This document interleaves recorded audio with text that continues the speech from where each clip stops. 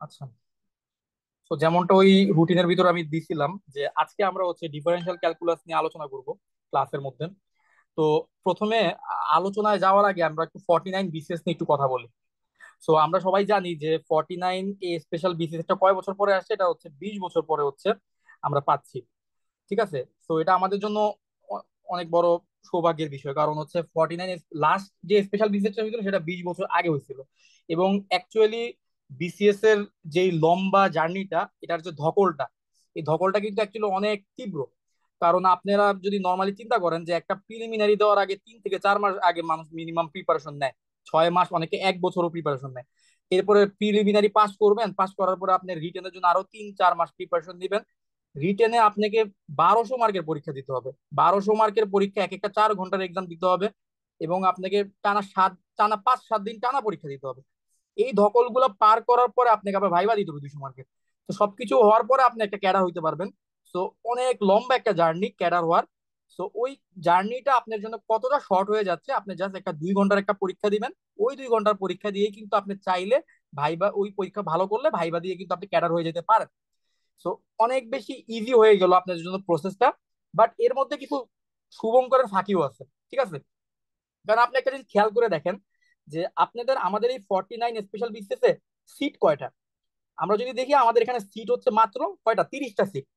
এখন একটা জিনিস মাথায় রাখবেন যে এখানে যে 30টা সিট আছে, এই আমার 200 মার্কের ডিস্ট্রিবিউশনটা কি? 200 মার্কের ডিস্ট্রিবিউশনটা হচ্ছে 100 মার্ক হচ্ছে জেনারেল সাবজেক্ট থেকে আসবে। ঠিক আছে, 100 মার্ক কি জেনারেল সাবজেক্ট গুলো থেকে আসতেছে, আর বাকি 100 মার্ক আসতেছে আমার সাবজেক্টিভ থেকে। আচ্ছা, এখন আপনার কাছে কি মনে হয় যে এই 30 জনের ভিতরে যদি আপনি ঢুকতে চান, আপনি কি শুধু সাবজেক্টিভের মার্ক দিয়ে কি আপনি ঢুকতে পারবেন এই 30 জনের ভিতরে? আমি মনে করি না। আবার আপনি কি শুধু জেনারেলের মার্ক, জেনারেল সাবজেক্টের ভালো মার্ক দিয়ে কি আপনি এই 30 জনের ভিতরে ঢুকতে পারবেন? আমি মনে করি না। ঠিক আছে, সো আপনাকে যদি এই 30 জনের ভিতরে ঢুকতে হয়, তাহলে আপনাকে অবশ্যই সাবজেক্টিভ একটা ভালো মার্ক লাগবে। At the same time general BCS এরও একটা ভালো মার্ক লাগবে। এই জন্য হচ্ছে আমি যখন লাস্ট টাইম যখন আমি ক্লাস শুরু করি, আমি জিজ্ঞেস করছিলাম যে 47 কারা দিবেন। কারণ যারা 47 দিবেন তাদের একটা ভালো দিক কি, তাদের হচ্ছে জেনারেল পার্টটার প্রিপারেশন তারা কিন্তু 47-এর জন্য নিচ্ছেন। তো ওইটা আপনাকে হেল্প করবে এই স্পেশাল বিসিএস এর জেনারেল পার্ট ট্যাকেল করার ক্ষেত্রে। ঠিক আছে, আবার কেউ যদি এমন হয় যে যারা সাবজেক্টিভে খুব দুর্বল, তাদেরও কিন্তু সমস্যা। তো তাদেরকে কিন্তু সাবজেক্টিভ পার্টটাও কিন্তু ট্যাকেল করতে হবে। দুইটাকে কম্বাইন করে যেই ভালো মার্কটা পাবেন, তখনই হচ্ছে আপনি আশা করতে পারেন যে আপনি অনেক সহজে এই মানে লম্বা জার্নি বাদ দিয়ে খুব শর্টকাটে ক্যাডার হইতে পারবেন। শর্টকাটে ক্যাডার হইতে গেলেও কিন্তু এখানে আপনার অনেক অনেক ভালো মার্ক ক্যারি করতে হবে। জেনারেলে প্লাস সাবজেক্টিভে দুইটাতে ভালো মার্ক ক্যারি করতে হবে। এখন আমি আপনাদেরকে কি কি দেখাবো? আমি তো আপনাদেরকে শুধুমাত্র সাবজেক্টিভ পার্টটুকু দেখাবো। আর এর পাশাপাশি আমার বিসিএস এর অভিজ্ঞতার আলোকে আপনাদের কারো যদি মনে হয় যে জেনারেল পার্টেও আপনারা আমার থেকে কোনো পরামর্শ নিতে চান, তো সেই ক্ষেত্রে আমি আপনাদেরকে পরামর্শ দিয়ে কিন্তু হেল্প করতে পারবো। ঠিক আছে, আমার অভিজ্ঞতার আলোকে আমি যতটুকু পারি হেল্প করতে পারবো সহজে, কিভাবে আপনারা এই জায়গাটা উতরে যেতে পারবেন। তো তবে আমার মেইন ফোকাসটা থাকবে সাবজেক্টিভে আপনাদের প্রিপারেশনটা একটু গুছিয়ে দেওয়া। এখন আমরা সাবজেক্টিভ যে পড়বো, আমাদের এখানে পড়ার স্টাইলটা কি হবে সেটা একটু বলি। একটা জিনিস খেয়াল করেন যে সাবজেক্টিভ এর আগে কিন্তু কখনো কোনো বিসিএস হয় নাই পরীক্ষা এমসিকিউ আকারে। সো আমাদের কারো কাছে কিন্তু কোনো কি নাই, এমসিকিউর কোনো প্রিভিয়াস কোশ্চেন ব্যাংক নাই। তো আমরা কিন্তু কেউ অ্যাকচুয়ালি জানি না যে কোন প্রশ্নগুলা বিসিএস এ এর আগে আসছিল, এটা আমরা কেউ জানি না। তো এটা কমপ্লিটলি নিউ একটা এনভায়রনমেন্ট আমাদের সবার জন্য, কমপ্লিটলি নিউ একটা এনভায়রনমেন্ট, নিউ একটা চ্যালেঞ্জ। সো এই চ্যালেঞ্জটা আমরা অ্যাকচুয়ালি মোকাবেলা কিভাবে করব? তো আমি যেটা বিশ্বাস করি, পিএসসি আপনাকে যে সিলেবাসটা দিচ্ছে, আপনি যদি ওই সিলেবাসের যেই টপিক গুলো দেওয়া আছে ওই টপিক গুলোর কনসেপ্ট গুলো যদি আপনি ক্লিয়ার রাখতে পারেন, এট দ্য সেম টাইম আপনি ওই প্রত্যেকটা কনসেপ্ট রিলেটেড যে ফর্মুলা গুলো আছে, ফর্মুলা গুলো যদি আপনার মাথায় থাকে, আপনি কিন্তু এমসিকিউ গুলো খুব সহজেই ট্যাকেল দিতে পারবেন। কারণ আপনি মাথায় রাখবেন, এমসিকিউ পরীক্ষা হওয়ার মানে হচ্ছে এখানে তো আপনি, আমরা ট্রেডিশনালি যে ম্যাথ ডিপার্টমেন্টে যে বড় বড় থিওরেমে প্রুফ করে আসছি, থিওরেমের ডেরিভেশন দিয়ে আসছি, ওগুলো তো পরীক্ষা আসতেছে না। তো পরীক্ষা আসবে ফর্মুলা বেস কিছু ম্যাথ আসবে, পরীক্ষা আসবে কনসেপ্ট বেস কিছু ম্যাথ আসবে। তো আপনার কনসেপ্ট গুলো যদি ক্লিয়ার করা থাকে, ফর্মুলা গুলো যদি মুখস্থ থাকে, তাহলে আপনি কিন্তু খুব সহজেই ম্যাথ গুলো কি সলভ করতে পারবেন। তো আমার কাজটা কি থাকবে, আমার টার্গেটটা থাকবে পিএসসি যে সিলেবাসটা দিচ্ছে ওই সিলেবাস ধরে ধরে প্রত্যেকটা টপিকের কনসেপ্ট গুলো একদম ক্রিস্টাল ক্লিয়ার করে দেওয়া। আমার এই শীটের ভিতরে প্রচুর এমসিকিউ প্র্যাকটিস হিসেবে দেওয়া আছে, বাট আমি বলবো এই এমসিকিউ গুলো এনাফ না। এমসিকিউ কখনোই এনাফ হইতে পারে না আপনার প্রিপারেশনের জন্য। আপনার কনসেপ্টটা অনেক বেশি ক্লিয়ার থাকতে হবে। কনসেপ্ট যদি অনেক বেশি ক্লিয়ার থাকে, আপনি 5টা এমসিকিউ প্র্যাকটিস করে পরীক্ষার হলে সঠিকভাবে অ্যান্সার করে আসতে পারবেন। আর কনসেপ্ট যদি ক্লিয়ার না থাকে, আপনি ভুল কনসেপ্টের উপর বা গোজামিল দিয়ে দিয়ে আপনি অনেকগুলো এমসিকিউ সলভ করলেন, আপনি কিন্তু খুব বেশি লাভ হবে না। কারণ পরীক্ষায় অ্যাকচুয়ালি কেমন এমসিকিউ আসবে এটা তো আমিও জানি না, আপনিও জানেন না। সো আমাদেরকে জোর দিতে হবে কনসেপ্টের উপর, ফর্মুলার উপর, কনসেপ্টের উপর জোর দিতে হবে। আর অবশ্যই এখানে যে এমসিকিউ গুলো দেওয়া আছে সেগুলো আপনারা প্র্যাকটিস করবেন, তো আপনাদের কনসেপ্টটা আরো ভালোভাবে ক্লিয়ার হবে। কনসেপ্ট ক্লিয়ার করার জন্য এমসিকিউ প্র্যাকটিস করবেন, বাট এমসিকিউ প্র্যাকটিস করে কনসেপ্ট ক্লিয়ার করার ট্রাই কম করবেন। আগে কনসেপ্ট ক্লিয়ার করবেন, তারপর এমসিকিউ প্র্যাকটিস করবেন। সো এইটা হচ্ছে এমসিকিউ পরীক্ষায় ভালো করার জন্য আমার কাছে মনে হয় যে জরুরি হবে। ঠিক আছে? সো এই ছিল হচ্ছে 49 BCS নিয়ে আমার কিছু কথা। আপনাদের যদি কোনো প্রশ্ন থাকে আপনারা আমাকে প্রশ্নগুলো এখন করতে পারেন। 49 BCS, রিগার্ডিং 49 BCS যদি কোনো আপনাদের কোনো কিছু জানার থাকে জিজ্ঞেস করতে পারেন। আর যদি কোনো কিছু জানার না থাকে, আমরা হচ্ছে ফর্মাল পড়ালেখাটা শুরু করব, ডিফারেন্সিয়াল ক্যালকুলাসের আলোচনাটা আমরা এখন শুরু করব। ঠিক আছে?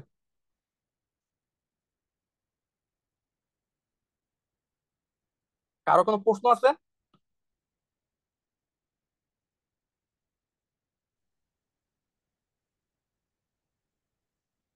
ওকে, সো প্রশ্ন যদি নাই তাহলে আমরা আমাদের আলোচনাটা শুরু করি। তো যারা আছেন আমার সাথে একটু রেসপন্স করেন, তাহলে আমাদের ডিসকাশনটা একটু সহজ হবে। ঠিক আছে? ওকে, সো আমাদের সিলেবাসে ডিফারেন্সিয়াল ক্যালকুলাসে সর্বপ্রথম আছে ডিফারেন্সিয়েবিলিটি কনসেপ্ট। সো আমরা ডিফারেন্সিয়েবিলিটি, এটা ইন্টারমিডিয়েটের বইও আছে। আমরা অনার্স ফার্স্ট ইয়ারও ডিফারেন্সিয়েবিলিটি নিয়ে কিন্তু অনেক পড়ালেখা করছি। ঠিক আছে? সো আমাদেরকে এখন বুঝতে হবে যে ডিফারেন্সিয়েবিলিটি জিনিসটা কি। এই জিনিসটা বুঝতে পারলে আপনাকে বিভিন্ন ফাংশন দিবে, বলবে যে অমুক পয়েন্টে ফাংশনটা ডিফারেন্সিয়েবল কিনা, বা ডিফারেন্সিয়েবিলিটি দিয়ে কি বুঝায়, তো এই বিভিন্ন ধরনের প্রশ্ন আসতে পারে। ঠিক আছে? সো আমরা ডিফারেন্সিয়েবিলিটির ডেফিনেশনটা একটু বোঝার চেষ্টা করি। আচ্ছা, প্রথম কথা হচ্ছে ডিফারেন্সিয়েশন জিনিসটা কি। আমরা একটা ফাংশনের গ্রাফ আঁকি, ঠিক আছে? সেখান থেকে আমরা একটু বোঝার ট্রাই করি। আকিল, তুই কি কোনো স্ক্রিন শেয়ার দিছিস? হ্যাঁ, স্ক্রিন দেখা যাচ্ছে না? না, না। স্ক্রিন তো শেয়ার দিয়ে রাখছি। হ্যাঁ, দেখা যাচ্ছে, দেখা যাচ্ছে। আছে? আমার কি হ্যাঁ, হলো তাইলে? আচ্ছা, আমি আবার শেয়ার দিচ্ছি, দেখ।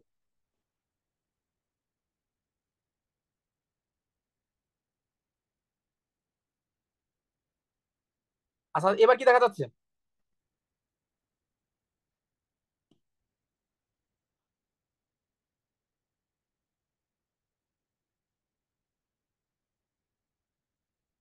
আচ্ছা, দেখা যাচ্ছে? না, না, আচ্ছা, আমি লিড নিয়ে জয়েন দিই, তারা তাহলে হয়তো দেখা যাবে। ঠিকই তো আছে।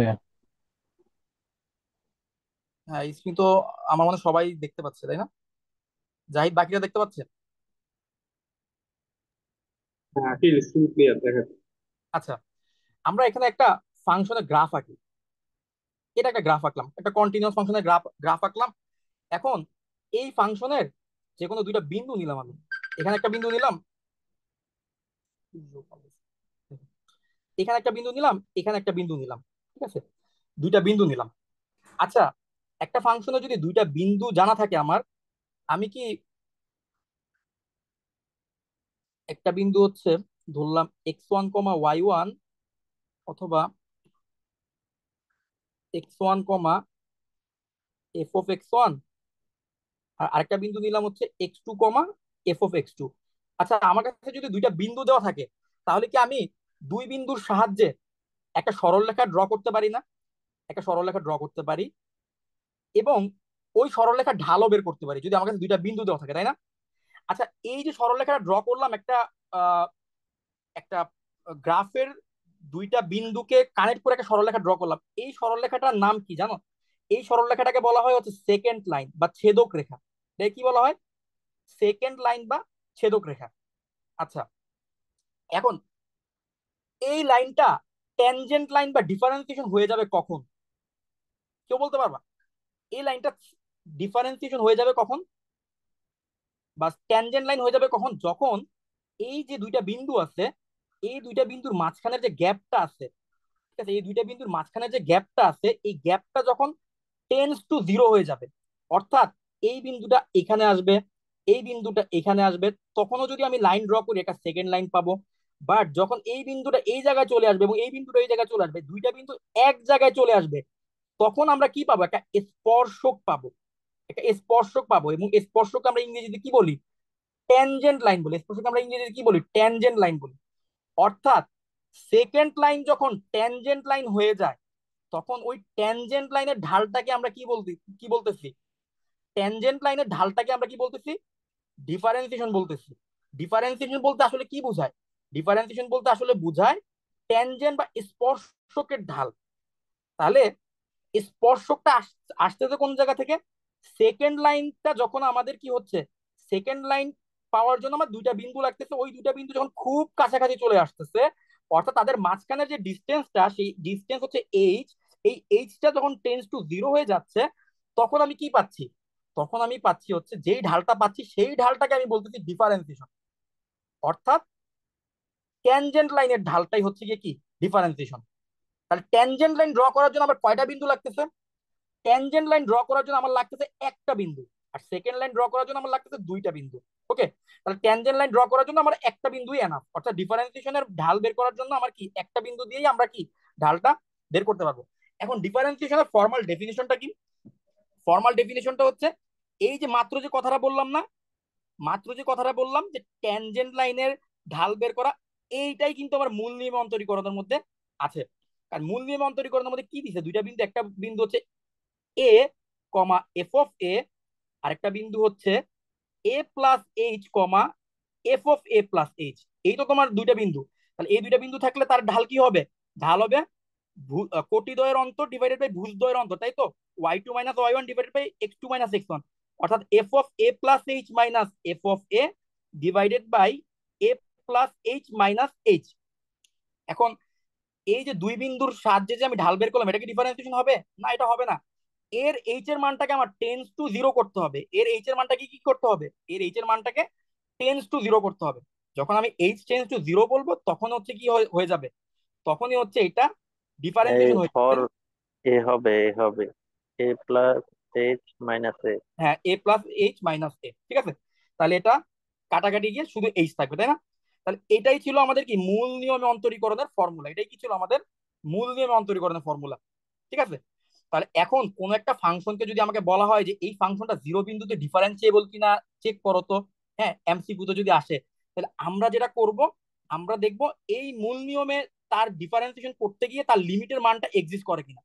যদি দেখি তার লিমিটের মানটা এক্সিস্ট করে, তার মানে সে কি হবে? ডিফারেন্সিয়েবল হবে। আর যদি দেখি তার এই মূল নিয়ম অন্তরীকরণ করতে গিয়ে এই লিমিটের কোনো মান পাওয়া যাচ্ছে না, তখন সে ডিফারেন্সিয়েবল হবে না। ওকে, আচ্ছা। এখন আরেকটা কথা হচ্ছে, ডিফারেন্সিবিলিটি চেক করে আরেকটা জিনিস আমরা কি জানি? Left hand derivative is equal two right hand derivative. এই জিনিসটা সত্য হওয়া লাগে, তাই না? ডিফারেন্সিবল হওয়ার জন্য কি হওয়া লাগে? লেফট আর রাইট হ্যান্ড ডেরিভেটিভকে কি হওয়া লাগে? সমান হওয়া লাগে, তাই না? এই জিনিসটা আমরা একটু মাথার মধ্যে রাখি। আমরা প্রবলেম সলভ করতে গেলে কনসেপ্টগুলো আরো বেশি ক্লিয়ার হবে। আপাতত আমরা ডেরিভেটিভের মূল নিয়মের এই কনসেপ্টটুকু বুঝছি কিনা? আমরা ডেরিভেটিভের এই কনসেপ্টটুকু বুঝছি কিনা? হ্যাঁ, ক্লিয়ার। আচ্ছা, ক্লিয়ার। এবার একটা এমসিকিউ আসতে পারে। আমরা একটা থিওরেম, এটা বিসিএস এ রিটেনে আসতো, আসছিল দুই একবার।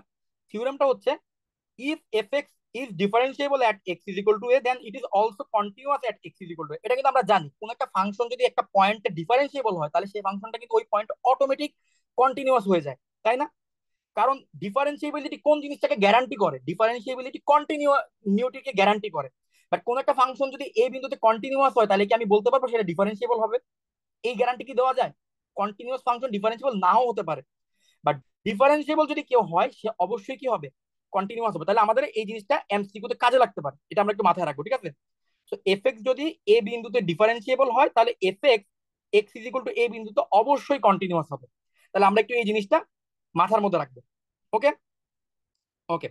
আর লেফট হ্যান্ড ডেরিভেটিভের ডেফিনেশন আর রাইট হ্যান্ড ডেরিভেটিভের ডেফিনেশন, এগুলা আমরা জানি, এগুলো আমরা এখানে দেওয়া আছে। আর ডিফারেন্সিয়েশনের কিছু ফর্মুলা এখানে দেওয়া আছে, এগুলো আমরা ইন্টারমিডিয়েট থেকে জানি।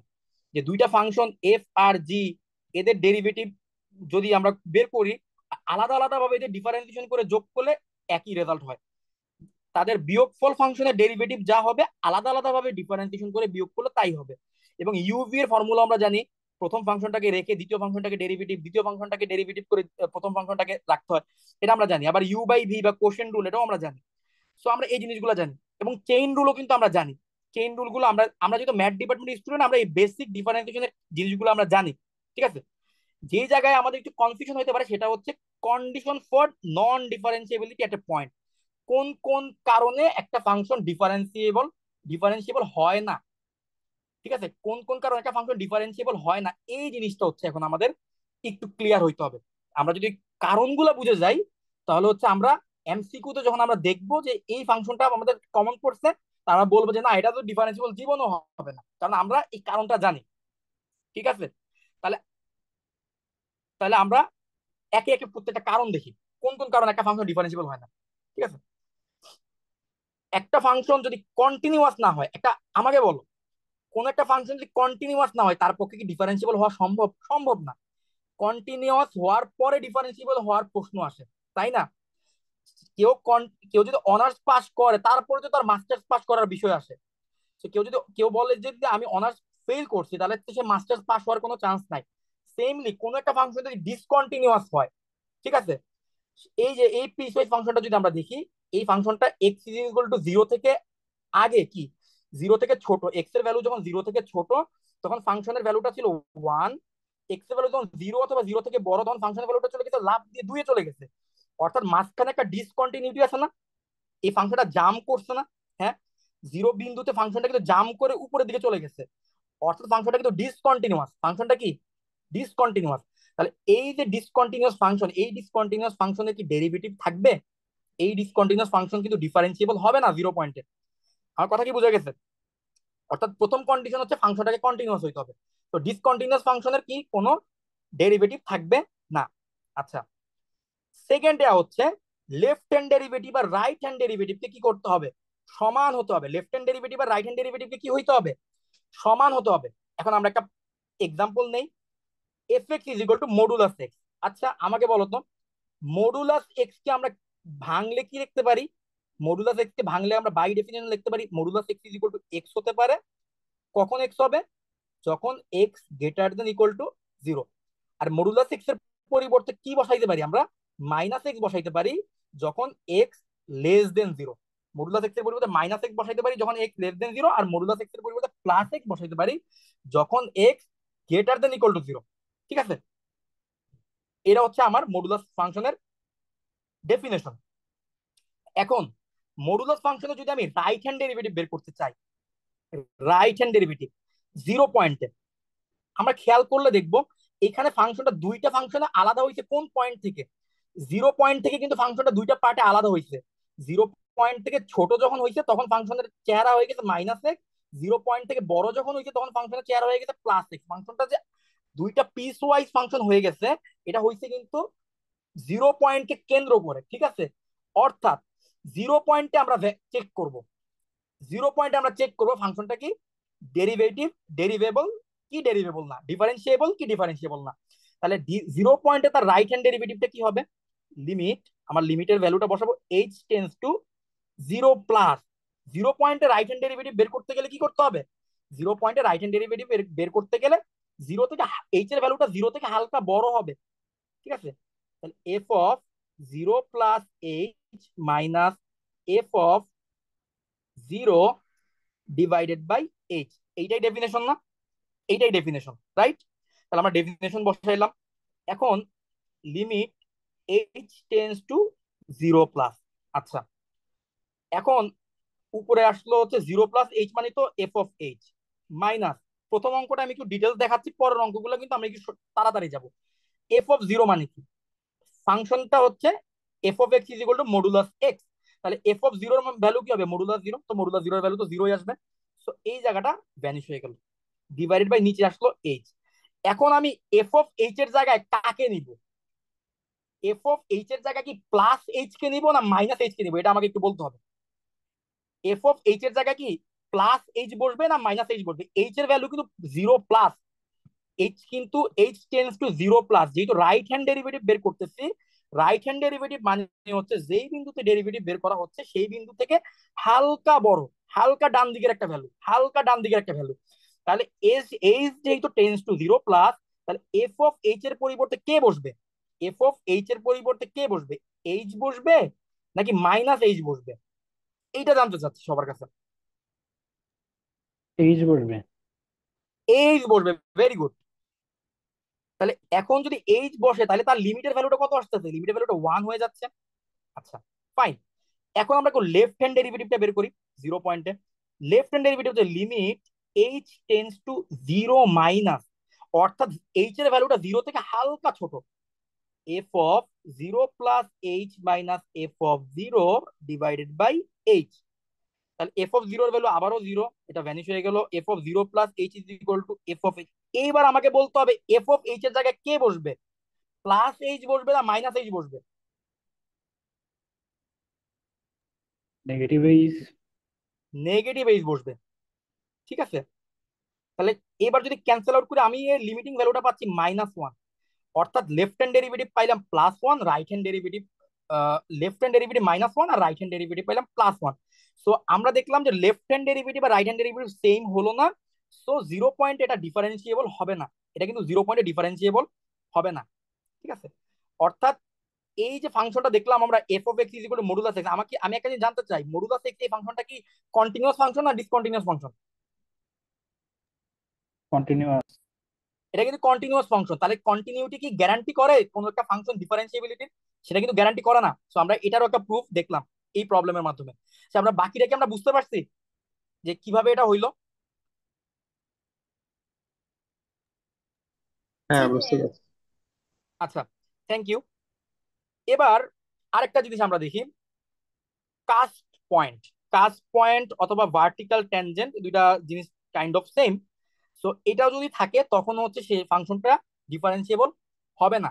ঠিক আছে, এখন কাস্ট পয়েন্ট জিনিসটা কি? আচ্ছা, এটা আমি সহজে বুঝাই। আমরা তো ডিফারেন্সিয়েট করতে জানি, আমাদের তো ডেফিনেশনে যাওয়ার দরকার নেই। আমরা F X is equal two x⁻²/3, তাই তো? x⁻²/3 কে ডেরিভেটিভ করবো। x⁻²/3 কে যদি ডেরিভেটিভ করি আমরা কি পাবো? x⁻²/3 কে ডেরিভেটিভ করলে আমরা পাবো 2/3 x⁻²/3 -1, এটা পাবো। আর x⁻²/3 -1 করলে আমরা পাচ্ছি 2/3 ইন্টু x⁻⁻1/3। x⁻⁻1/3 মানে হচ্ছে 1/x⁻1/3। আচ্ছা, এই যে ডেরিভেটিভের মানটা পাইলাম আমি, এই ডিফারেন্সিয়েশনের মানটাতে আমি এবার একটু জিরো বসাই দেখি, তো জিরো বসাইলে কি মান আসবে? জিরো বসাইলে মান পাওয়া যাবে? এই ডিফারেন্সিয়েশনের মধ্যে জিরো বসাইলে কিন্তু মান পাওয়া যাবে না। এই ডিফারেন্সের মধ্যে জিরো বসাইলে কিন্তু পাওয়া যাবে না। ওকে, এটার মধ্যে জিরো বসাইলে কিন্তু মান পাওয়া যাবে না। এবং কাস্ট পয়েন্টের বেসিকটা যদি আমি একটু বলি, কাস্ট পয়েন্টের বেসিকটা হচ্ছে একটা পয়েন্ট জিরোতে আমি চাচ্ছি ফাংশনটা ডিফারেন্সিয়েবল কিনা। আমি জিরো থেকে যদি হালকা বামের একটা ভ্যালু বসাই, জিরো থেকে হালকা বামের একটা ভ্যালু কি হইতে পারে? -0 পয়েন্ট, আমি সংখ্যা রেখার কথাই চিন্তা করি, এই জিরো, জিরো থেকে হালকা বামের একটা ভ্যালু কি -0 পয়েন্ট, কত কাছে আসতে পারবো? 0.00009, এরকম একটা ভ্যালু যদি বসাই বা আরো ছোট ভ্যালু যদি বসাই, তাহলে আমার ফাংশনাল ভ্যালুটা চলে যাবে -ইনফিনিটির দিকে। আবার আমি যদি এর হালকা ডান দিকের একটা ভ্যালু বসাই, 0.0000001, এই টাইপের একটা ভ্যালু বসে, তাহলে এর ভ্যালুটা চলে যাবে +ইনফিনিটির দিকে। ঠিক আছে, সো কাস্ট পয়েন্টেও ফাংশন ডিফারেন্সিয়েবল হয় না। কাস্ট পয়েন্টের বেসিকটা হচ্ছে ওই পয়েন্টের লেফট হ্যান্ড ডেরিভেটিভের ভ্যালু যদি -ইনফিনিটিতে যায়, রাইট হ্যান্ড ডেরিভেটিভের ভ্যালুটা +ইনফিনিটির দিকে যায়। সো কাস্ট পয়েন্টের বেসিকটা হচ্ছে এরকম। এবং ভার্টিক্যাল ট্যানজেন্টটা অনেকটা কাস্ট পয়েন্টের মতোই। যেমন এইখানে একটা ফাংশন দেওয়া আছে x⁻1/3, এটাকে যদি আমরা ডেরিভেটিভ করি আমরা পাবো 1/3 ইন্টু x⁻1/3 -1। ঠিক আছে, এটা আমরা পাবো আলটিমেটলি 1/3 ইন্টু x⁻2/3। এইটাও আমরা দেখবো, এটার ভ্যালুটাও কোন দিকে চলে যাবে? ইনফিনিটির দিকে চলে যাবে as x tends to zero. ঠিক আছে, অর্থাৎ এই ফাংশনগুলো কিন্তু ডিফারেন্সিয়েবল হবে না। ঠিক আছে, আমরা বুঝতে পারলাম কি এই ফাংশনগুলো কিন্তু ডিফারেন্সিয়েবল হবে না। সো আমরা ডিফারেন্সিয়েবিলিটি চেক করার আমরা ওয়ে কি কি বুঝলাম। আরেকটা জিনিস, আরেকটা ফাংশন বাকি আছে, এইটা করার পর আমি একটু রিক্যাপ করবো, তারপর আমরা কিছু এমসিকিউ সলভ করবো, এরপর আমাদের এই কনসেপ্টটুকু আশা করি ক্লিয়ার হয়ে যাবে। ঠিক আছে, তো এবার আমরা একটু আরেকটা কনসেপ্ট দেখি। পিস ওয়াইজ ফাংশন যদি দেওয়া থাকে, পিস ওয়াইজ ফাংশনের ক্ষেত্রে আমাদেরকে সতর্ক থাকতে হবে। পিস ওয়াইজ ফাংশন গুলা ডিফারেন্সিবল হতেও পারে, ডিফারেন্সিবল নাও হতে পারে। তবে সাধারণত পিস ওয়াইজ ফাংশন গুলা যেই পয়েন্ট থেকে তারা দুইটা ফাংশনে আলাদা হয়, অর্থাৎ এখানে কোন পয়েন্টটা থেকে দুইটা ফাংশনে আলাদা হয়েছে, ওয়ান পয়েন্টটা থেকে, x is equal two one point থেকে আমরা দেখলাম ছোট হলে ফাংশনটা হয়ে যাচ্ছে x square, x is equal two one point থেকে বড় হলে ফাংশনটা হয়ে যাচ্ছে 3x - 2। অর্থাৎ x is equal two one point একটা ঘাপলা হইতে পারে। তাহলে আমাদেরকে বুঝতে হবে যে পিস ওয়াইজ ফাংশন গুলার ক্ষেত্রে কিন্তু নন ডিফারেন্সিএবিলিটির একটা বিষয় থাকতে পারে, ঠিক আছে, ডিসকন্টিনিউটি থাকতে পারে স্লোপের ক্ষেত্রে, অর্থাৎ ডিফারেন্সিবল নাও হতে পারে পিস ওয়াইজ ফাংশন গুলা, ঠিক আছে।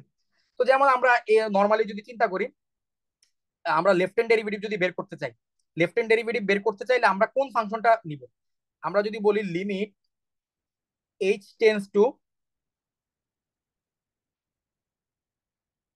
0 মাইনাস, তাহলে F of A plus H, F of one plus H, one পয়েন্টের ডেরিভেটিভ বের করবো না?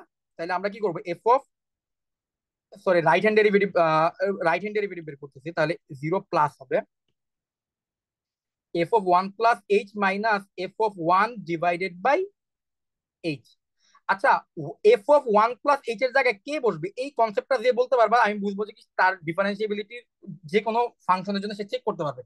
F of one plus H, এই জায়গায় আমি কোন ফাংশনটাকে বসাবো? 3x - 2। দ্বিতীয়টাকে। 3x - 2, very good. তাহলে আমি 3x - 2 এর জায়গায় এটা বসাই দেবো, তাই তো, 3 × 1 + h - 2। আর এফ অফ ওয়ান বসাবো কার জায়গায়? এক্স স্কোয়ারের জায়গায় না, এক্স স্কোয়ারের জায়গায় বসাবো। So one square divided by, so এইটা করার পরে আমার ক্যালকুলেট করলে তো আমার একটা অ্যান্সার আসবে, ঠিক আছে। তো ক্যালকুলেট করলে আমার একটা রাইট হ্যান্ড ডেরিভেটিভের মান আসবে। সো আমি দেখবো যে রাইট হ্যান্ড ডেরিভেটিভের মান আসবে হচ্ছে 3, আর লেফট হ্যান্ড ডেরিভেটিভের মান আসবে 2। সো ডেরিভেটিভ আবারও কিন্তু মিলে নাই। সো ডেরিভেটিভ যদি left hand derivative right hand derivative না মিলে, তাহলে ওই ফাংশনটা কি হবে না, ওই পয়েন্টে ডিফারেন্সিয়েবল হবে না, ওই পয়েন্টে কি হবে না, ডিফারেন্সিয়েবল হবে না।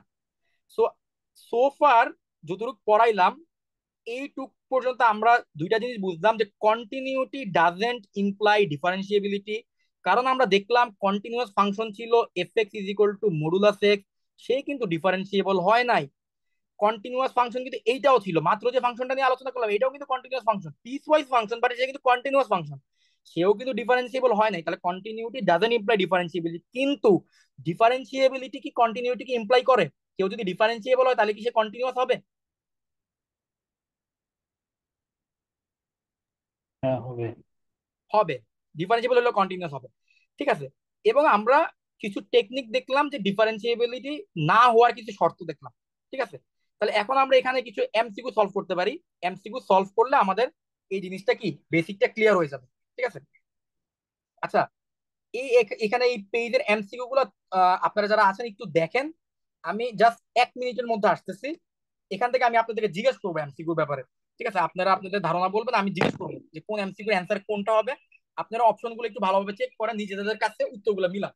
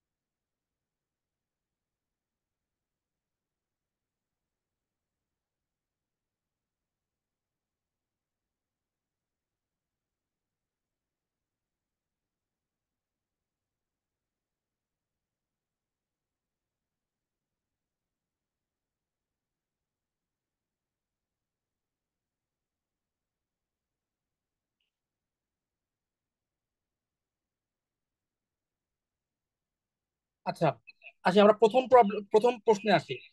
প্রথম প্রশ্নের অ্যান্সার কি হবে? প্রথম প্রশ্নের অ্যান্সারটা কি হবে আপনাদের কাছে কি মনে হয়? A function F is differentiable at X is equal to A. X is equal to A তো যদি ডিফারেন্সিয়েবল হয় তাহলে F is continuous at X is equal to, এটা কি সত্য? হ্যাঁ, এরপরে তার এই লিমিটিং ভ্যালুটা এক্সিস্ট করবে, এটা কি ট্রু? হ্যাঁ, এটাও true. Both left and right derivatives exist and are equal, এটা ট্রু? হ্যাঁ, এটাও ট্রু।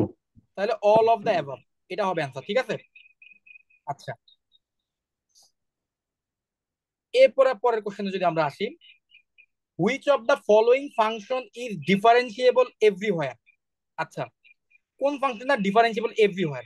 আমরা একটু চেক করি আমাদের কনসেপ্ট থেকে। মডুলাস এক্স ফাংশনটা কি ডিফারেন্সিয়েবল এভরিহোয়ার, না জিরো না, পয়েন্টে ঝামেলা হয়? 0%। তাহলে এটা বাদ, অপশনটা বাদ। এক্স টু দি পাওয়ার 1/3 কি ডিফারেন্সিয়েবল এভরিহোয়ার? হ্যাঁ। হ্যাঁ, না, না না, এটাও জিরো হবে না। জিরো পয়েন্টে ঝামেলা হয়। জিরো পয়েন্টে ঝামেলা হয়, আমরা কিন্তু দেখছি এটা। ও হ্যাঁ। আচ্ছা, ফ্লোর ফাংশন কি ডিফারেন্সিয়েবল এভরিহোয়ার?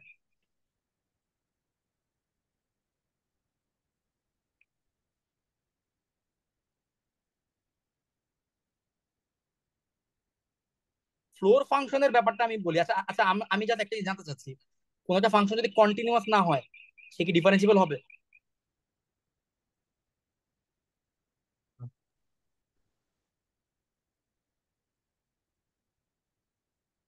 না, কন্টিনিউয়াস তো এটা। কন্টিনিউয়াস হলে হবে না। এখন কথা হচ্ছে ফ্লোর ফাংশন কি কন্টিনিউয়াস? ফ্লোর ফাংশনের বিষয়টা কি? না না না, কন্টিনিউয়াস না। কন্টিনিউয়াস না তাহলে কিন্তু, ফ্লোর ফাংশন কিন্তু কন্টিনিউয়াস না। খেয়াল করে দেখ বিষয়টা। ফ্লোর ফাংশন মনে কর তুই 1.1 নিলি, তাহলে ফ্লোর ফাংশনের অ্যান্সার কত দিবে তোকে? 1 দিবে। ওয়ান। তুই 1.2 নিলি, ফ্লোর ফাংশন অ্যান্সার কত দিবে? 1 দিবে। তাহলে মনে কর এই যদি ফ্লোর ফাংশনের গ্রাফ হয়, 1 থেকে 2 এর মাঝখানে ফ্লোর ফাংশনের আউটপুট কত আসবে? 1 আসবে। আবার 2 থেকে 3 এর মাঝখানে ফ্লোর ফাংশনের আউটপুট কত আসবে? 2 আসবে। তাহলে একটু সিঁড়ির মতো থাকবে না ফ্লোর ফাংশনটা? ফ্লোর ফাংশনটা কি সিঁড়ির মতো থাকবে না? তাহলে ফ্লোর ফাংশন যদি সিঁড়ির মতো থাকে তাহলে সেটা কন্টিনিউয়াস হলো না। তাহলে এই যে 2 পয়েন্টে কিন্তু তাহলে তার ডেরিভেটিভ পাওয়া যাবে না, কারণ 2 পয়েন্টে কি সে কি কন্টিনিউয়াস? 2 পয়েন্টে তো সে কন্টিনিউয়াস না। সে 1 আর 2 এর মাঝখানে কন্টিনিউয়াস, বাট 2 পয়েন্টে তো সে কন্টিনিউয়াস না। আবার 3 পয়েন্টে কি সে কন্টিনিউয়াস? 3 পয়েন্টে কিন্তু সে জাম দিচ্ছে, খেয়াল করে দেখ। 3 পয়েন্টে কিন্তু সে জাম দিয়ে উপরে চলে গেছে, ঠিক আছে। অর্থাৎ ফ্লোর ফাংশন কিন্তু কন্টিনিউয়াসই হয় না, তাহলে ফ্লোর ফাংশন ডিফারেন্সিবল কিভাবে হবে? কথা বোঝা গেছে?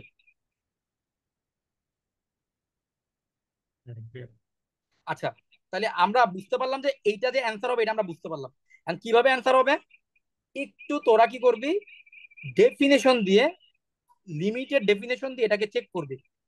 লিমিটেড ডেফিনেশন দিয়ে চেক করবে। আমি তো একটু ভেঙে সহজ করে দিই, এক্স ইন্টু মডুলাস এক্স, এটাকে আমরা কি লিখতে পারি বলতো? এটাকে আমরা লিখতে পারি এক্স স্কোয়ার, আবার লিখতে পারি মাইনাস এক্স স্কোয়ার। কারণ মডুলাস এক্স এর ভ্যালুটা প্লাস এক্স হতে পারে, মডুলাস এক্স এর ভ্যালুটা মাইনাস এক্স হতে পারে, ঠিক আছে। এক্স স্কোয়ার কখন হবে? যখন x greater than equal to 0, আর মাইনাস এক্স স্কোয়ার হবে যখন X less than equal to 0। তারপরে দেখবি যে এক্স স্কোয়ার ফাংশনটা কন্টিনিউয়াস এবং differentiable, minus X square continuous ও ডিফারেন্সিয়েবল। তাহলে তোরা জাস্ট চেক করবি কোথায়? 0 পয়েন্টে একটু চেক করবি, 0 পয়েন্টে চেক করে দেখবি যে 0 পয়েন্টে এটা ডিফারেন্সিয়েবল কিনা। যদি 0 পয়েন্টে ডিফারেন্সিয়েবল হয় তাহলে এটা ডিফারেন্সিয়েবল, ওকে। ঠিক আছে, চেক করতে পারবি না আমি করে দিব। গ্রাফ আঁকলেও তো বোঝা যায় না। হ্যাঁ, গ্রাফ আঁকলেও বুঝবি এটা এটা এটা ডিফারেন্সিয়েবল, এটা কোনো ইয়া নাই। এটা তোরা নিজেরা একটু ইয়া করবি আর কি, ডেরিভেটিভটা ট্রাই করবি ডেফিনেশন দিয়ে, ওকে। আর না পারলে ওই যে টেলিগ্রাম গ্রুপে বলবি, আমি করে দিব, ওকে। আচ্ছা, এবার আমরা পরেরটাতে যদি আসি, এখানে কি বলছে? A function F of x is equal to this at X is equal to 0। X is equal to 0-তে এটা কি কন্টিনিউয়াস কি কন্টিনিউয়াস না, এটা জানতে চাচ্ছে। সরি, এফ এক্স 0-তে এটা কি ডিফারেন্সিয়েবল কি ডিফারেন্সিয়েবল না, ঠিক আছে, এটা আমাদের কাছে জানতে চাচ্ছে। তাহলে আমরা একটা কাজ করতে পারি, এটা একটু লেফট হ্যান্ড ডেরিভেটিভ বা রাইট হ্যান্ড ডেরিভেটিভ দিয়ে এটা এটা এটা লিমিটিং ভ্যালুটা বের করি, তাইলে তো হয় নাকি? এটা লিমিটিং ভ্যালুটা বের করি। লিমিট h টেন্স টু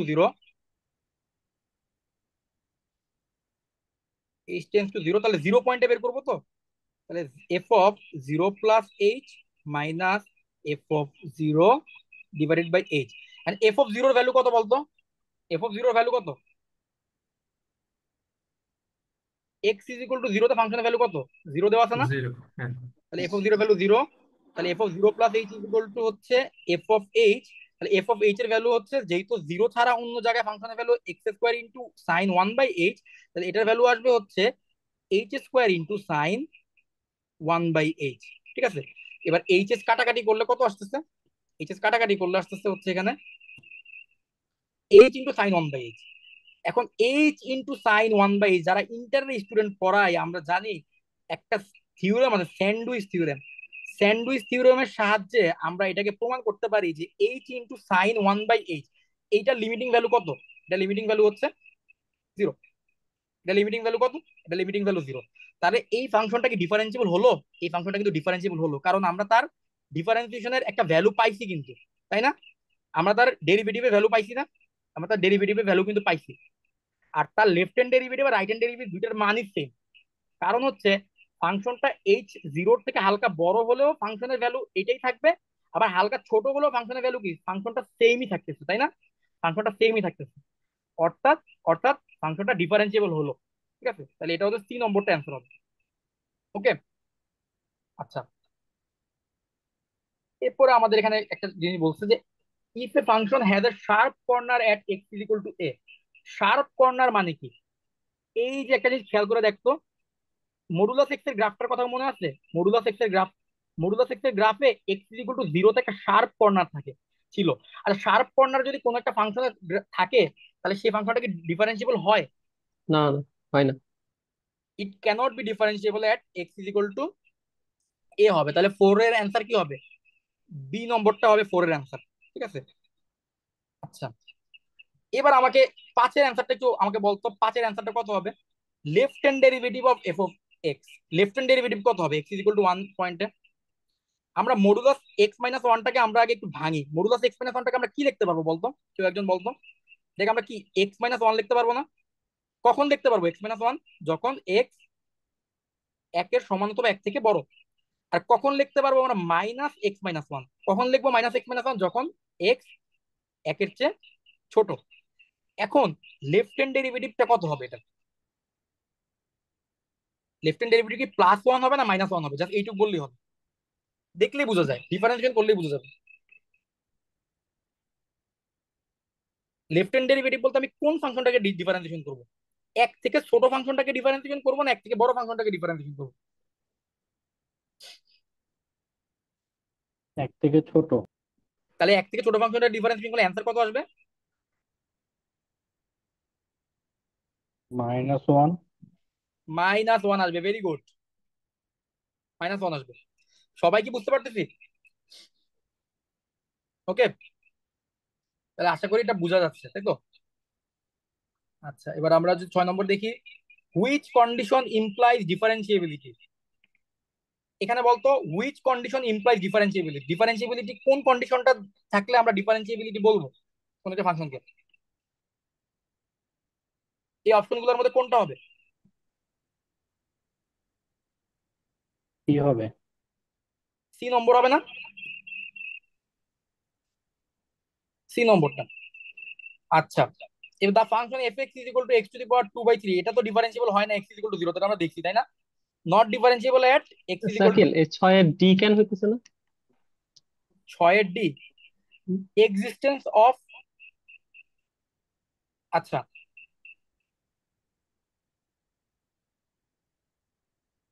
হ্যাঁ, এটাও তো হয়। Existence of tangent line. হুম, ঠিক তো? না, না, একটা বিষয় ডিফারেন্সিয়েট একটা পয়েন্টে, যেমন এই যে মডুলাস অফ এক্স, এখানে এক্স ইকুয়াল টু 0 তে তো মাল্টিপল ট্যানজেন্ট লাইন ড্র করা যায়। এখানে তো ডিফারেন্সিয়েবল অ্যাকচুয়ালি, মানে একটা পয়েন্টে একটা ট্যানজেন্ট লাইন ড্র করতে পারলে এটা আমরা ডিফারেন্সিয়েবল বলি নাকি? হুম, জাহিদের কথা ঠিক আছে।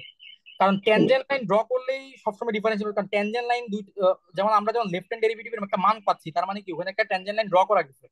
আবার রাইট হ্যান্ড ডেরিভেটিভের একটা মান পাচ্ছি, মানে ওইখানে একটা ট্যানজেন্ট লাইন ড্র করা গেছে, অর্থাৎ ট্যানজেন্ট লাইন হইলেই হবে না, ট্যানজেন্ট লাইন দুটো সেম হইতে হবে। কেন ওই এক্স ইজ ইকুয়াল কি মডুলাস এক্স এর জিরো বিন্দুতে ইউনিক ট্যানজেন্ট হইতে লাইন হয় হয়, না? ইউনিক। ইউনিক হইতে হবে। ইউনিক একটাই হয় ট্যানজেন্ট না? থাকতে হবে। হ্যাঁ, দুই পাশ থেকে আমরা ওই যে এক্স ইকুয়াল টু জিরো বিন্দুতে চলে আসি, যে দুইটা বিন্দু কোথায় কাছে কোথায়? আনতে আনতে, মানে হুম, মডুলাস এক্স এর জিরো বিন্দুতে ট্যানজেন্ট লাইন হয় না এক্স অক্ষ, না একটাই না থাকে না? না, ওই মডুলাস এক্স এর জিরো বিন্দুতে ট্যানজেন্ট লাইন ড্র করতে ঝামেলা হয়েছে, দেখ তুই। এখানে আচ্ছা যে আচ্ছা আচ্ছা। এই জায়গাতে যদি তুই ট্যানজেন্ট লাইন ড্র করতে থাকোস, তখন হয় কি, ধর ট্যানজেন্ট লাইন তো হইতে হবে ইউনিক ট্যানজেন্ট লাইন, ঠিক আছে? মনে কর আমি তোর একটা, ধর এই একটা ফাংশন দিলাম, ঠিক আছে? আচ্ছা, এখন ধর এই ফাংশনের এখানে মাঝখানে একটা বিন্দু দিলাম আমি, ওকে? আচ্ছা, আমাকে বলতো এই বিন্দু একটু বামের বিন্দু ট্যানজেন্ট লাইনটা কি হবে? এরকম একটা ট্যানজেন্ট লাইন হবে। হালকা ডানের বিন্দু ট্যানজেন্ট লাইনটা কি হবে? এরকম একটা ট্যানজেন্ট লাইন হবে। তুই একটা জিনিস খেয়াল করবি, এই বামের বিন্দু থেকে ডানের বিন্দু, এই দুইটা বিন্দুকে যত কাছে আনবি, তত একটা সিঙ্গেল ট্যানজেন্ট লাইনের মধ্যে তারা আপতিত হবে, ঠিক আছে? অর্থাৎ যদি তুই খেয়াল করো, দেখবি যে তোর এই বিন্দুতে ট্যানজেন্ট লাইন তুই ড্র করতে চাচ্ছ, তার হালকা বামের ট্যানজেন্ট লাইনটা আর হালকা ডানের ট্যানজেন্ট লাইনটা অলমোস্ট সেম। কিন্তু যখন তুই এই শার্প কর্নার থাকে, তখন এই জায়গায় ট্যানজেন্ট লাইনটা কি এভাবে হবে না এভাবে হবে না এভাবে হবে না এভাবে হবে, এটা বোঝা যায় না। বুঝতে পারছো? আচ্ছা আচ্ছা, ক্লিয়ার। এখানে এই জায়গায় ট্যানজেন্ট লাইনটা বিভিন্ন ভাবে ড্র করা যায়। আর এখানে যদি স্মুথ হয়ে যদি উপরে উঠতো, তখন বোঝা যেত যে আচ্ছা ঠিক আছে, এই ট্যানজেন্ট গুলো আস্তে আস্তে নিচের দিকে নামতে নামতে নামতে নামতে পরে সমান হয়ে তারপরে আবার উপরের দিকে উঠছে। কিন্তু যখন শার্প কর্নার থাকে, তখন ওখানে কোনো ইউনিক ট্যানজেন্ট লাইন ড্র করা যায় না। বুঝতে পারছো? হ্যাঁ বুঝছি। আচ্ছা, তাহলে আমরা এটাও বুঝলাম। তাহলে F is differentiable at X is equal to A. পরেরটা হচ্ছে X is differentiable at X is equal to, then F must be continuous at F X is equal to A. এটা ঠিক আছে না? এ নম্বরই তো হবে মনে হয় নাকি? আটের অ্যান্সার কি? প্রথমটা তো সঠিক, পরের গুলো আটের অ্যান্সার এ, এ হবে তাই না? তাহলে আটের বি কিন্তু হয় না রে, কারণ F must B differentiable in a neighbourhood হবে। আচ্ছা, একটা পয়েন্ট এ তে ডিফারেন্সিয়েবল মানে কি সে তার পুরো নেইবারহুডে ডিফারেন্সিয়েবল, এটা কি বলা সম্ভব? সম্ভব না। নয়। তার মানে এ এ হবে আর কি, এটা আনসার। ওকে, হুম। আচ্ছা। সিও হয় না? ও না না, সি তো f differentiable and f prime continuous কিনা এটা তো গ্যারান্টি, ঠিক আছে? আচ্ছা, এবার আমরা দেখি 9 নম্বরটা দেখি। The number of points where f f of x is not differentiable. কয়টা পয়েন্টে ডিফারেন্সিয়েবল হবে না এফ অফ এক্স? বলতে পারবি?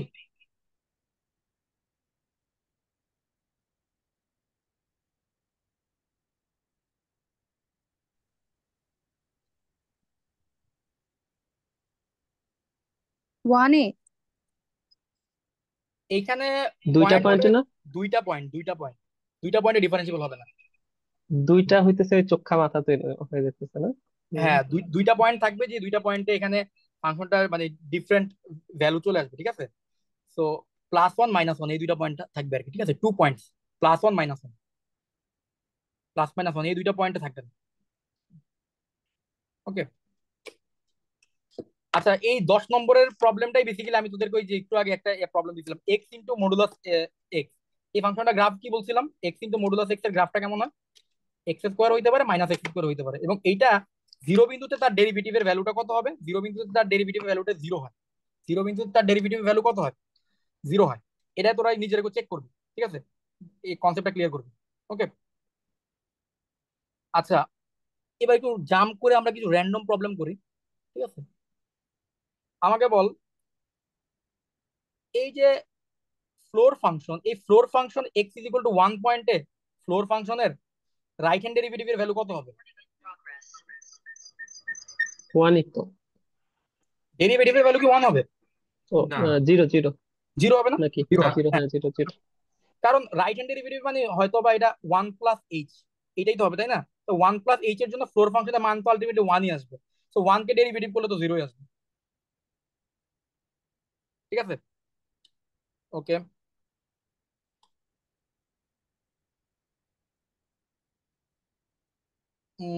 এখানে আমরা তাহলে আচ্ছা, এইটা আমরা একটু দেখি তো, 17 নম্বরটা। এই যে মডুলাস সাইন এক্সটা 0 থেকে 2 পাই এর মধ্যে কয়টা পয়েন্টে নন ডিফারেন্সিয়েবল বলতে পারবি? আমরা একটু তাহলে সাইন এক্স এর যাবে সাইন এক্স এর 0 গ্রাফটা থেকে যদি টু আঁকি, পাই 0 থেকে তিনটাই, টু হ্যাঁ। পাই দেখতো আমরা, গ্রাফটা ঠিক আছে কিনা? এটা পাই না? হ্যাঁ, এই পাই পয়েন্টের উপরে আর নিচে একটু ঝামেলা আছে, খেয়াল করে দেখছো? পাই পয়েন্টের উপরে নিচে কিন্তু ঝামেলা হবে, তাই না? এখানে হচ্ছে পাই পয়েন্টটাতেই জাস্ট ফাংশনটার চেহারাটা ঝামেলা হয়, বুঝা গেছে? এখানে জাস্ট একটা একটা একটা পয়েন্টে ঝামেলা হয়। টু পাইতেও ঝামেলা হয় না কি? এটা যেহেতু থার্ড ব্র্যাকেট দেওয়া, মানে টু পাই তো ইনক্লুডেড। তিনটা, টু পাইতেও তো মনে হয় ঝামেলা, এবং জিরোতেও তো ঝামেলা তিনটা হওয়ার হবে। কথা, তিনটা হওয়ার কথা। উম কারণ ওইটা যদি ফার্স্ট, মানে ওটা তো ফার্স্ট ব্র্যাকেট দিয়ে ইকুয়াল। দিলে, হ্যাঁ হ্যাঁ, ফার্স্ট ফার্স্ট ব্র্যাকেট দিয়ে ব্র্যাকেট দিলে দিয়ে দিলে একটা হইতো। তাহলে পাই হবে না? হ্যাঁ, তাইলে হ্যাঁ পাই। হ্যাঁ, ফার্স্ট ব্র্যাকেট দিয়ে দিলে একটা। ঠিক আছে, তাহলে এই হচ্ছে বিষয়। তাহলে মোটামুটি আমরা ডিফারেন্সিবিলিটি কনসেপ্টটা কিছুটা ধরতে পারছি। ঠিক আছে, এখানে আমাদের আরো বেশ কিছু প্রবলেম দেওয়া আছে এবং এখানে ওই ব্যাখ্যাও দেওয়া আছে। ঠিক আছে, তো 22টার মতো এমসিকিউ দেওয়া ছিল। আমি মনে হয় কনসেপ্টটা যেহেতু বুঝে দিতে পারছি, বাকি প্রবলেম নিজেরা তোরা সলভ করতে পারবি। ঠিক আছে, আপনারা যারা আছেন আপনারা সলভ করতে পারবেন ইনশাল্লাহ। এখন প্রবলেমে যদি সমস্যা ফেস করেন তাহলে কি করবেন? টেলিগ্রাম গ্রুপ আছে, টেলিগ্রাম গ্রুপের ভিতরে প্রবলেম গুলো দিবেন। ওইখানে মেহেদি আছে, মেহেদি হচ্ছে আপনাদের সবগুলো প্রবলেমের উত্তর দিবে। ঠিক আছে, সবগুলো প্রবলেমের অ্যান্সার দিবে, ব্যাখ্যা দিবে। ঠিক আছে, এটা নিয়ে কোনো সমস্যা নাই। ঠিক আছে, আর কনসেপ্ট গুলো হচ্ছে আমি ক্লাসে বুঝে দিই। তো এবার আমাদের সেকেন্ড সেকশনের কি আলোচনা। টেলিগ্রাম গ্রুপে কি টেক্সট দেওয়া যায়? হ্যাঁ, টেলিগ্রাম গ্রুপে হ্যাঁ, টেক্সট টেক্সট দেওয়া মনে যায় তো। হয় দেওয়া যায় নাকি? যায় না? টেক্সট টেক্সট দেওয়া যায় না? না তো, মেবি না, না, টেক্সট তো টেক্সট করা দেওয়া যায় যায় না। না। টেক্সট করা যায় না। টেক্সট করা যাচ্ছে না? টেক্সট না না। টেক্সট করার তো কোনো অপশন আসে না, শুধু মিউট আনমিউট অপশন। ও আচ্ছা, তাহলে আমি বিষয়টা দেখতেছি। ঠিক আছে, এটা কি করা যায় আমি দেখতেছি। আহ, আমি হচ্ছে মেহেদির আইডিটা দিয়ে দিব আপনাদের ওখানে। ঠিক আছে, আপনারা এখানে দিয়ে দেবো। আপনাদের যে কোনো প্রবলেম হলে আপনারা মেহেদিকে নক দিবেন। ঠিক আছে, ওকে। আচ্ছা, তাহলে এখন আমরা পরবর্তী টপিক হচ্ছে ডিফারেন্সিবিলিটি যাওয়ার পরে এবার আমাদের তো বেসিক ডিফারেন্সিয়েশনের প্রশ্ন আসে। এখন বেসিক ডিফারেন্সিয়েশন আপনাদের আমি কি শিখাবো বলেন? বেসিক ডিফারেন্সিয়েশন তো শিখানোর কিছু নাই এখানে। এখানে যা ডিফারেন্সিয়েশনের ফর্মুলা সবই আপনারা জানেন। এই যে বেসিক ত্রিকোণমিতিক ফাংশনের ডিফারেন্সিয়েশন, এক্সপোনেনশিয়াল ফাংশনের ডিফারেন্সিয়েশন। ঠিক আছে, এবারে product rule, quotient rule, chain rule, এগুলো আপনারা জানেন। ইনভার্স ত্রিকোণমিতিক ফাংশনের ডিফারেন্সিয়েশনের ফর্মুলা। হাইপারবোলিকের অনেকে সমস্যা থাকতে পারে, হাইপারবোলিকের ফর্মুলাগুলো একটু দেখে নিবেন।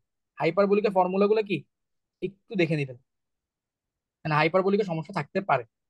ওকে, এরপরে হলো ইনভার্স হাইপারবোলিক ফাংশন, এগুলোর ডিফারেন্সিয়েশন ফর্মুলাগুলো একটু দেখে নিবেন, যদি পরীক্ষা চলে আসে বলা তো যায় না। ঠিক আছে, তারপর হচ্ছে ফাংশনের মাথায় ফাংশন, এগুলো তো ইন্টারমিডিয়েটে করছেন। X to the power x এর ডিফারেন্সিয়েশন করছেন না? তাহলে x to the power x এর ডিফারেন্সিয়েশন এগুলো একটু দেখবেন। কারণ কারণ বেসিক ডিফারেন্সিয়েশন থেকে যদি আপনার এমসিকিউ আসে তাহলে ওই যে নর্মাল ফর্মুলা গুলাই দিবে আর কি। ইন্টারমিডিয়েটে আমরা বা অ্যাডমিশনে আমরা যে টাইপের এমসিকিউ স্টুডেন্টদেরকে করাই ডিফারেন্সিয়েশনের এমসিকিউ ফরম্যাটে, ওগুলার মতোই কিছু পাওয়া যাবে। ঠিক আছে, কারণ কনসেপচুয়াল জিনিস তো আসলে বেসিক ডিফারেন্সিয়েশন থেকে তার কনসেপচুয়াল কোনো কিছু দেওয়ার সুযোগ নেই। এখানে আপনি ডিফারেন্সিয়েশনের জিনিসই চেক করবে যে আপনি ডিফারেন্সিয়েশন করতে পারেন কিনা। ঠিক আছে, যে ইমপ্লিসিট ফাংশনের ডিফারেন্সিয়েশন, এগুলোর মধ্যে কোন টপিকটা নিয়ে আমরা আলোচনা করা লাগবে সেটা বলুন।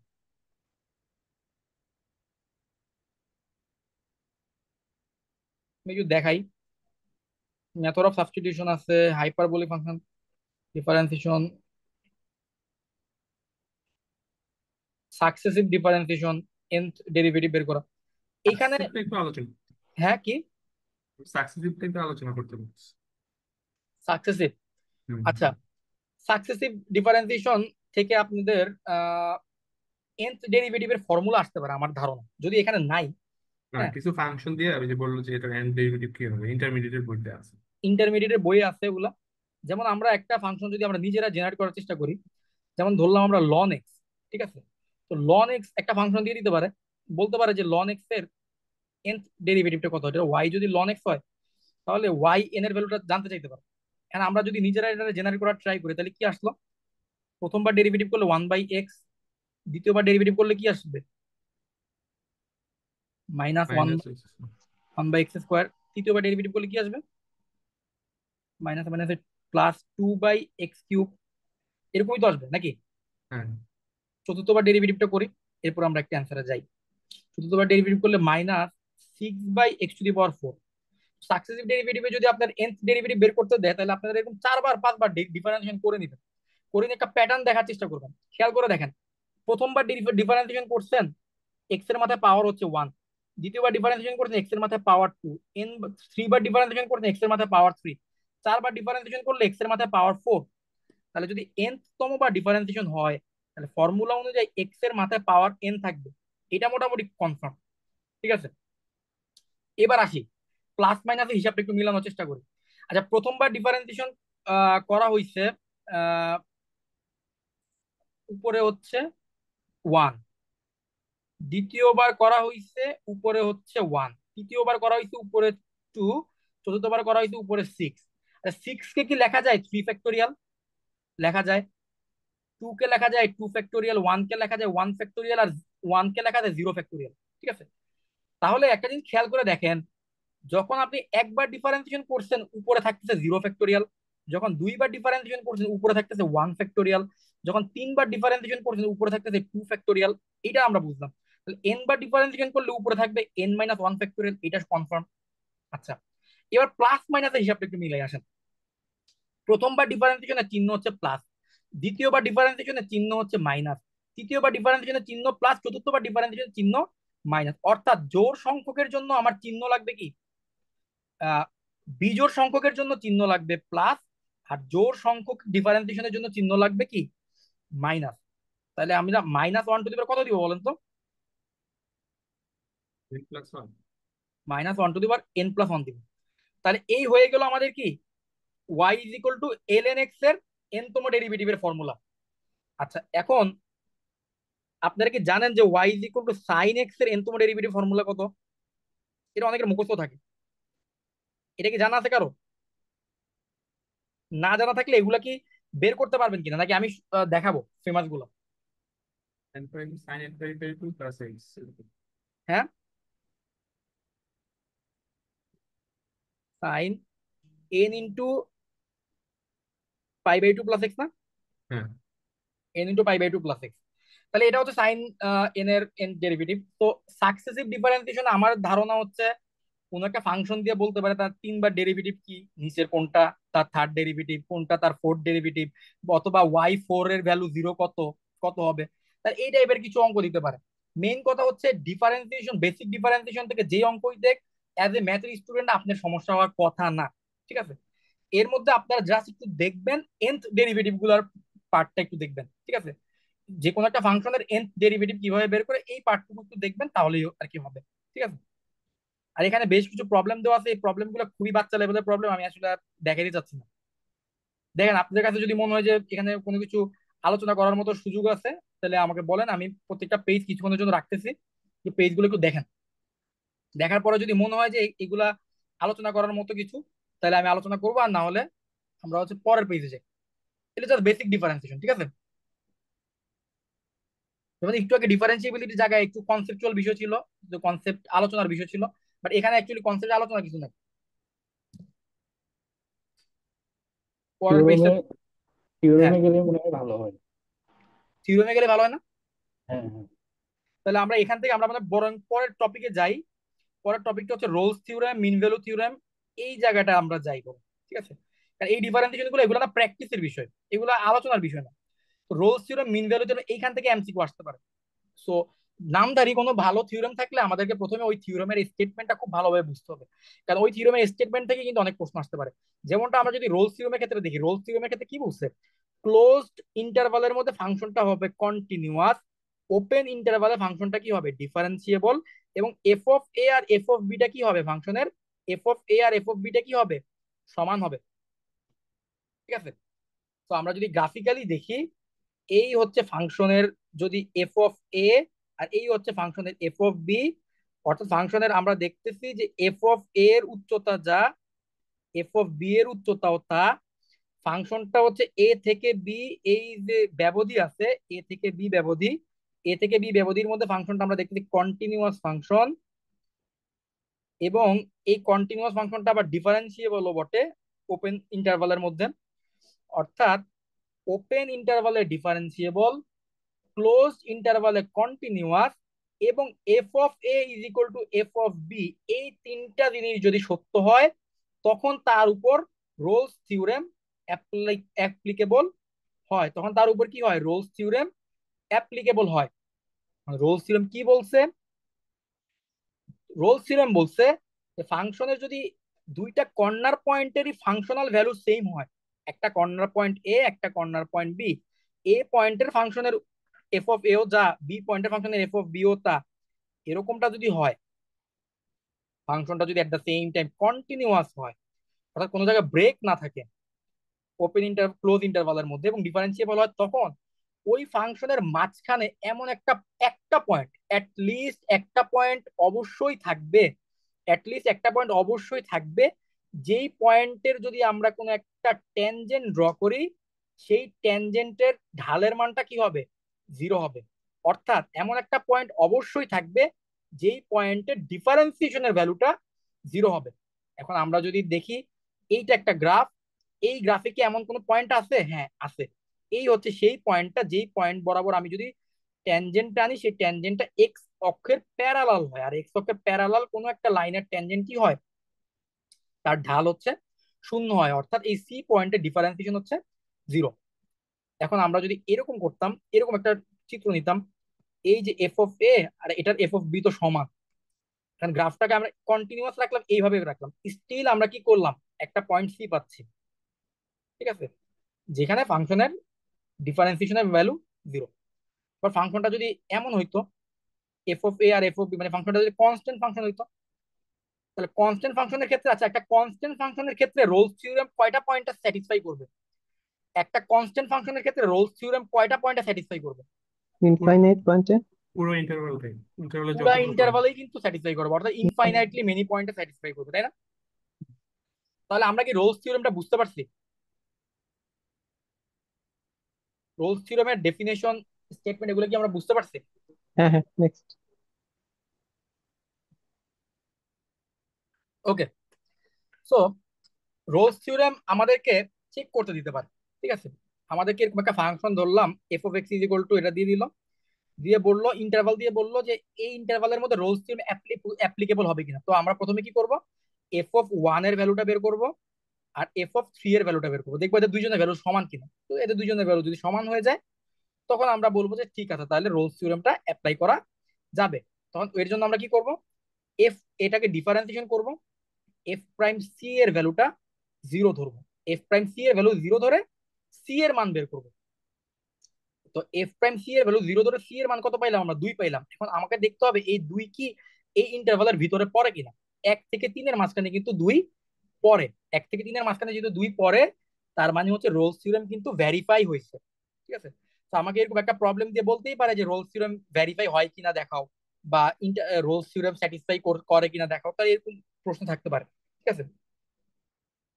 তো এখানে ইম্পর্টেন্ট নোটস ফর এমসিকিউ দেওয়া আছে এখানে। Rolle's theorem applies only when f of a is equal to F of b, differentiability implies continuity not vice versa, the point c is not unique. Rolle's থিওরেমের ক্ষেত্রে C পয়েন্টটা কিন্তু unique না, C কিন্তু একাধিকও হইতে পারে, সি কিন্তু একাধিকও হইতে পারে, ঠিক আছে। আচ্ছা, মিন ভ্যালু থিওরেমের কথা যদি আমরা আসি, মিন ভ্যালু থিওরেম হচ্ছে generalisation of Rolle's theorem. Mean value থিওরেমটা কি? Generalisation of Rolle's theorem.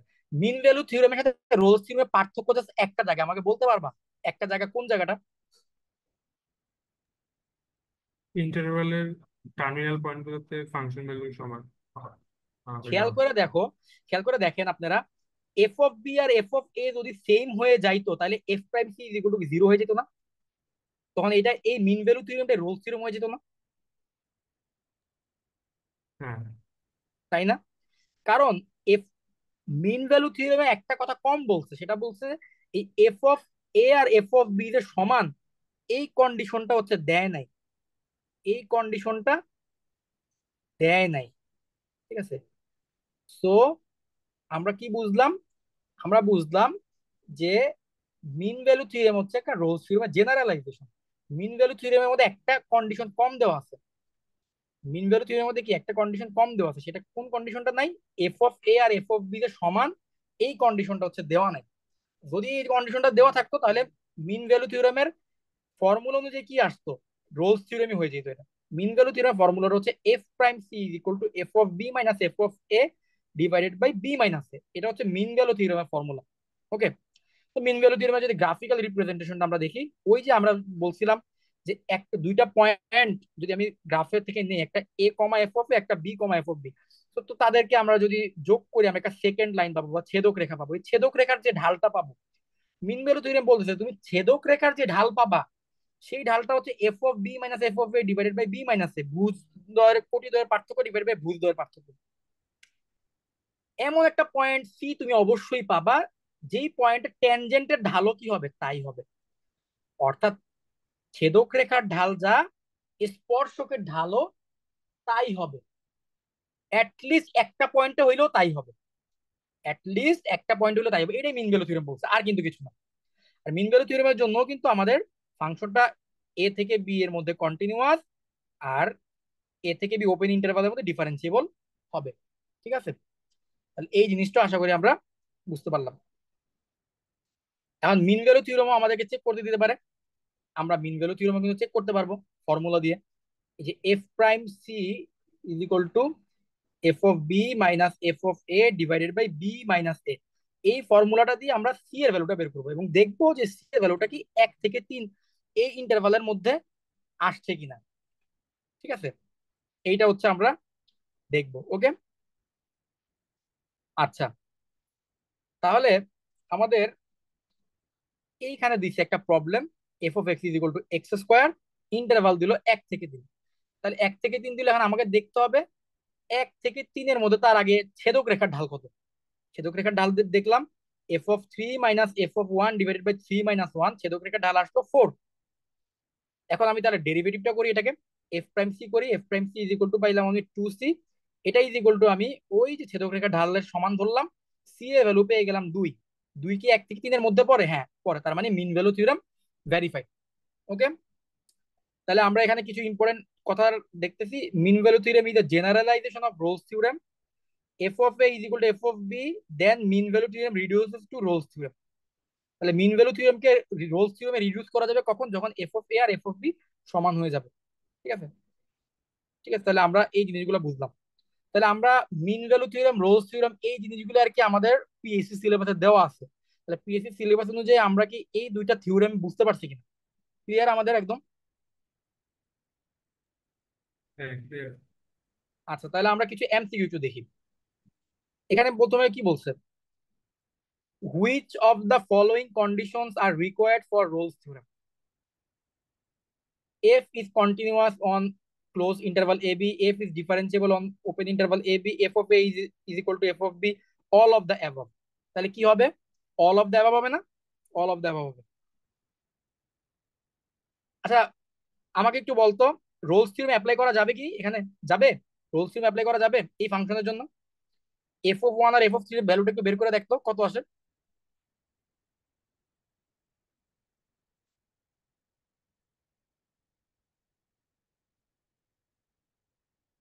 F of 1 আর এফ অফ 3 কি সমান হয়? সমান হইলে রোলস থিওরেম অ্যাপ্লাই করা যাবে, নাহলে কিন্তু যাবে না।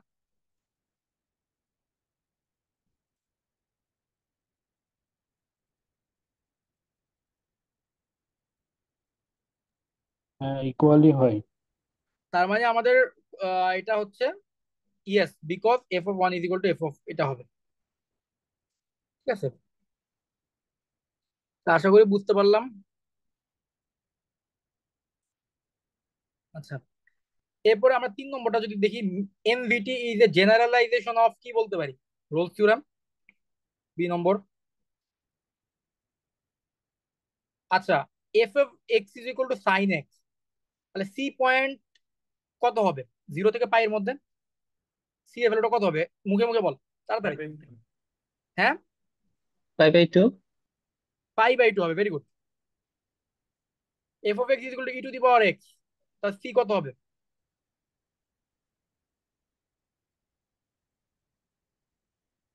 এমভিটি, এমভিটি, এটা কিন্তু এমভিটির কথা বলছে, mean value theorem.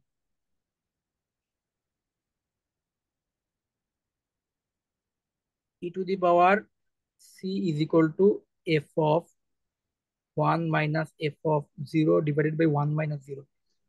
f of 1 is equal to আসতেছে হচ্ছে e to the power 1 minus 0 মানে হচ্ছে আসছে 1 0 1।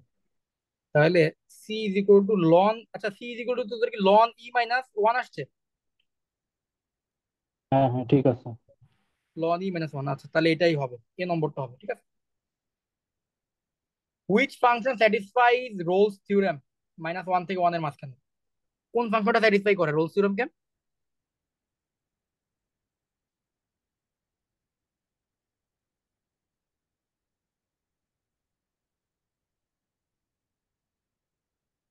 এটা একটু বলতো, চিন্তা করে বি বল। নাম্বার, ওয়েট,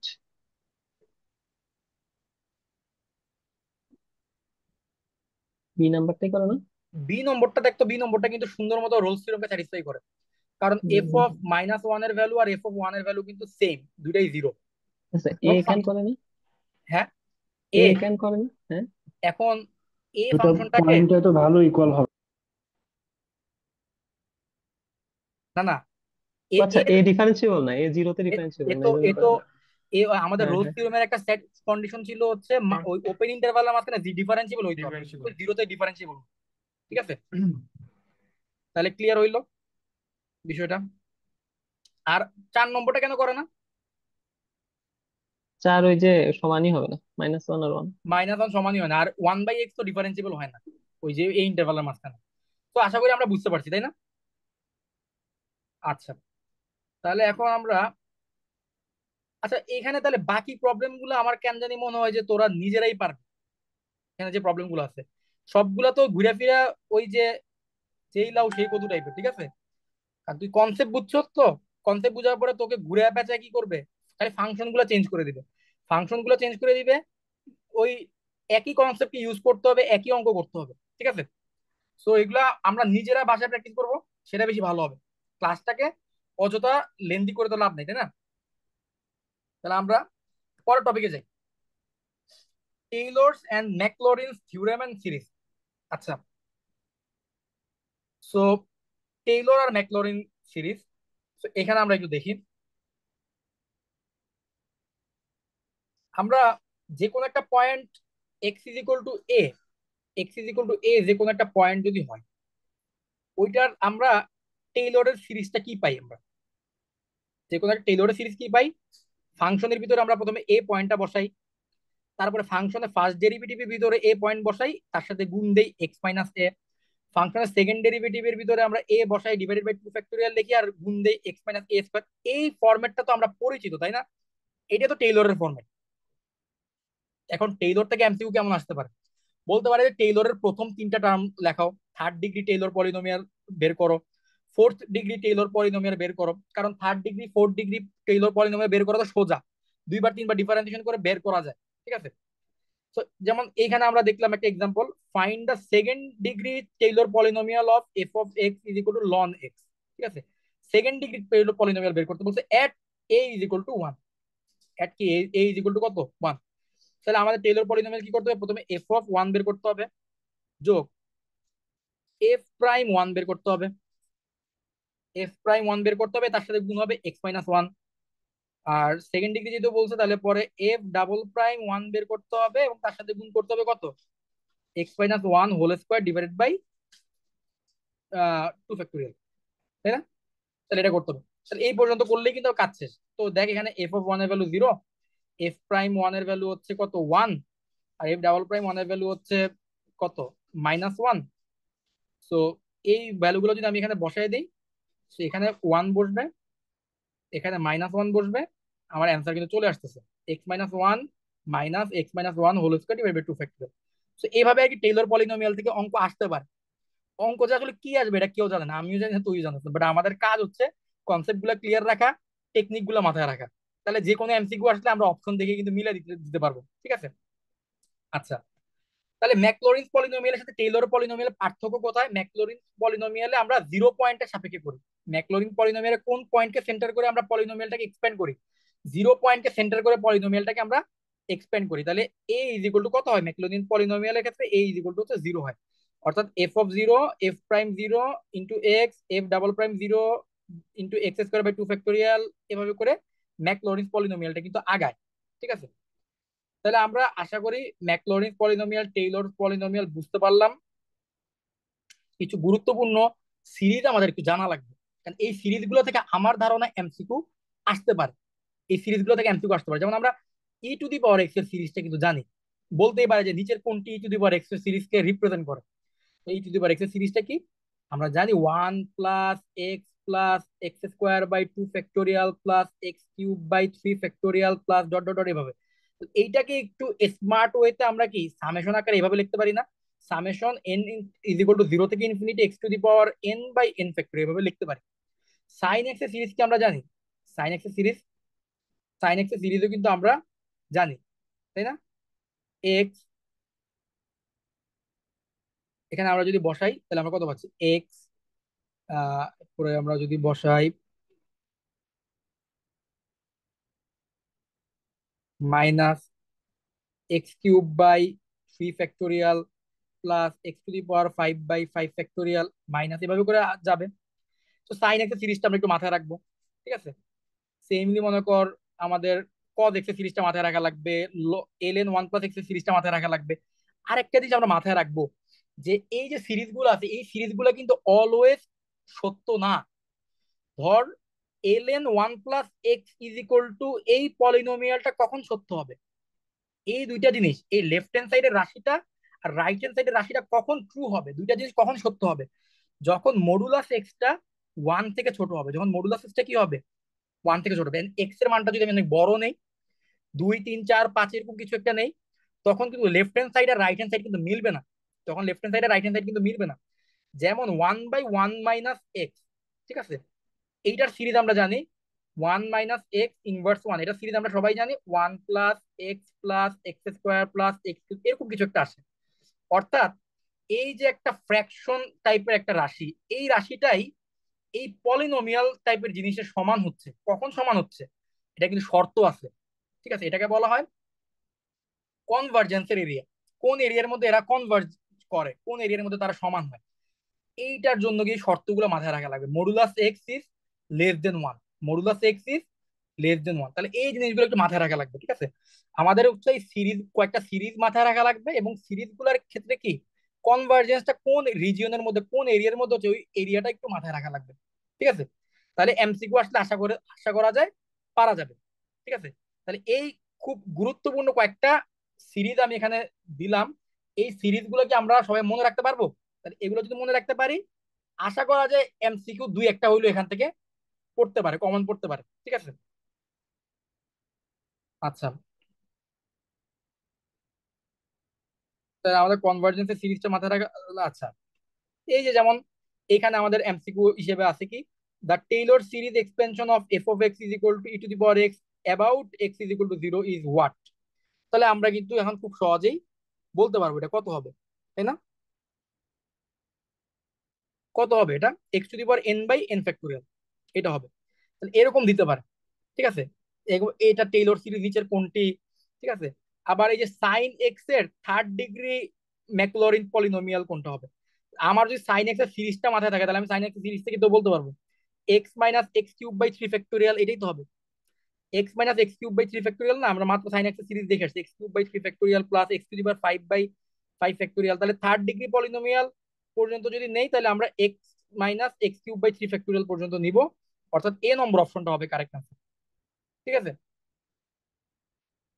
এই যেখানে আমরা 5 নম্বর অপশনটা যদি দেখি, the Taylor series expansion of f(x) is equal two ln1 + x about x is equal to 0, এটা কখন ভ্যালিড হবে? ইজ ভ্যালিড ফর, কখন ভ্যালিড হবে বলতো? এটা কি সবসময় সত্য? টেইলর সিরিজ এক্সপেনশনটা, টেইলর সিরিজ, না, তাহলে এটার অ্যান্সারটা কত হবে? এটা হচ্ছে এ। অপশন এ, তাই না? হ্যাঁ, অপশন এ। এবারে Maclaurin series for cos x, ওই যে কজ এক্স এর সিরিজটা দিলাম, ওই এগুলো আমরা যাতে এখান থেকে মিলিয়ে নিব। ঠিক আছে, Maclaurin series for cos x কোনটা হবে আমরা এটা মিলিয়ে নিতে পারবো। ওকে, তাহলে এই হচ্ছে কি বিষয় আর কি। এখানেও যে প্রবলেম গুলো আছে এগুলো আমরা ইজিলি পারবো। যেমন এখানে আরেকটা প্রবলেম দিচ্ছে, the radius of convergence of the Maclaurin series for 1 - X. এইটা রেডিয়াসটা কত হবে? রেডিয়াস অফ কনভার্জেন্স কত হবে দেখি, এটা বলতে পারছি না। 2। না, ওয়ান না। আচ্ছা, এইটা 0 থেকে -1, 0 থেকে প্লাস। মডুলাস এক্স লেস দেন 1, তাই না? তো মডুলাস এক্স যদি লেস দেন 1 হয় তাহলে এক্স, এটা -1 থেকে +1 হওয়ার কথা না? 2 তো হওয়ার কথা, তাই না? তাহলে -1 থেকে +1 হইলে তাহলে এর মাঝখানে ডিস্টেন্সটা কতটুকু থাকে, রেডিয়াস অফ কনভার্জেন্সটা কতটুকু থাকে? 2 না? 2। বাট আচ্ছা, এটা 2 হবে, এটা 2 হবে অ্যান্সার, ঠিক আছে? ক্লিয়ার? ওকে। তাহলে এই আর কি বিষয় এখানে। বাকি ম্যাক্সিমাম বেসিক আমি বলে ফেলছি, ঠিক আছে? তো আশা করি আর সমস্যা হবে না। তো আরেকটা জিনিস, 13 নম্বরটা একটু বলতো। 13 নম্বরে কত হবে? The interval of convergence for the Maclaurin series ln 1 + x, এটা কত হবে?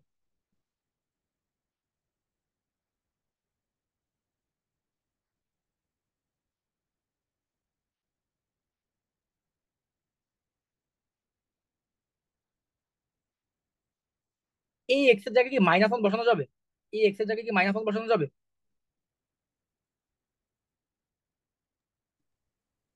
না, মাইনাস আনডিফাইন্ড হয়ে যাবে। আনডিফাইন্ড হয়ে যাবে। তাহলে -1 থেকে +1 এর আগ পর্যন্ত, তাই না? -1টা ওপেন ব্র্যাকেটে থাকবে, -1টা কি ওপেন ইন্টারভালে থাকবে। ওকে, তাহলে এটা হচ্ছে বিষয়। তাহলে বাকি সবগুলো না ওই সেম আর কি, ঘুরে ফিরে একই জিনিস। বিভিন্ন ফাংশন দিচ্ছে, ওগুলোকে ম্যাকলরিন টেলর সিরিজে কনভার্ট করতে হবে, ঠিক আছে? তো এগুলো আমরা একটু নিজেরা ট্রাই করব, নিজেরা ট্রাই করলে আশা করি পারবো। আর না পারলে অবশ্যই আমরা আসি, পরে আরেকটা ক্লাস দরকার হলে নিব। আচ্ছা, আমরা ইন্টারমিডিয়েটে স্টুডেন্টদেরকে অনেকেই হয়তো বা পড়াই যে অনির্ণ ফরম্যাট নিয়ে পড়াই, ঠিক আছে? তো আমাদের কয় ধরনের অনির্ণ ফরম্যাট আছে আমাদের কি জানা আছে? অনির্ণ ফরম্যাট আছে তো 7 ধরনের। আনডিটারমাইন্ড, ইনডিটারমাইন্ড ফর্ম, ইনডিটারমিনেন্ট ফর্ম আছে হচ্ছে কয় ধরনের? 7 ধরনের ইনডিটারমিনেন্ট ফর্ম আছে।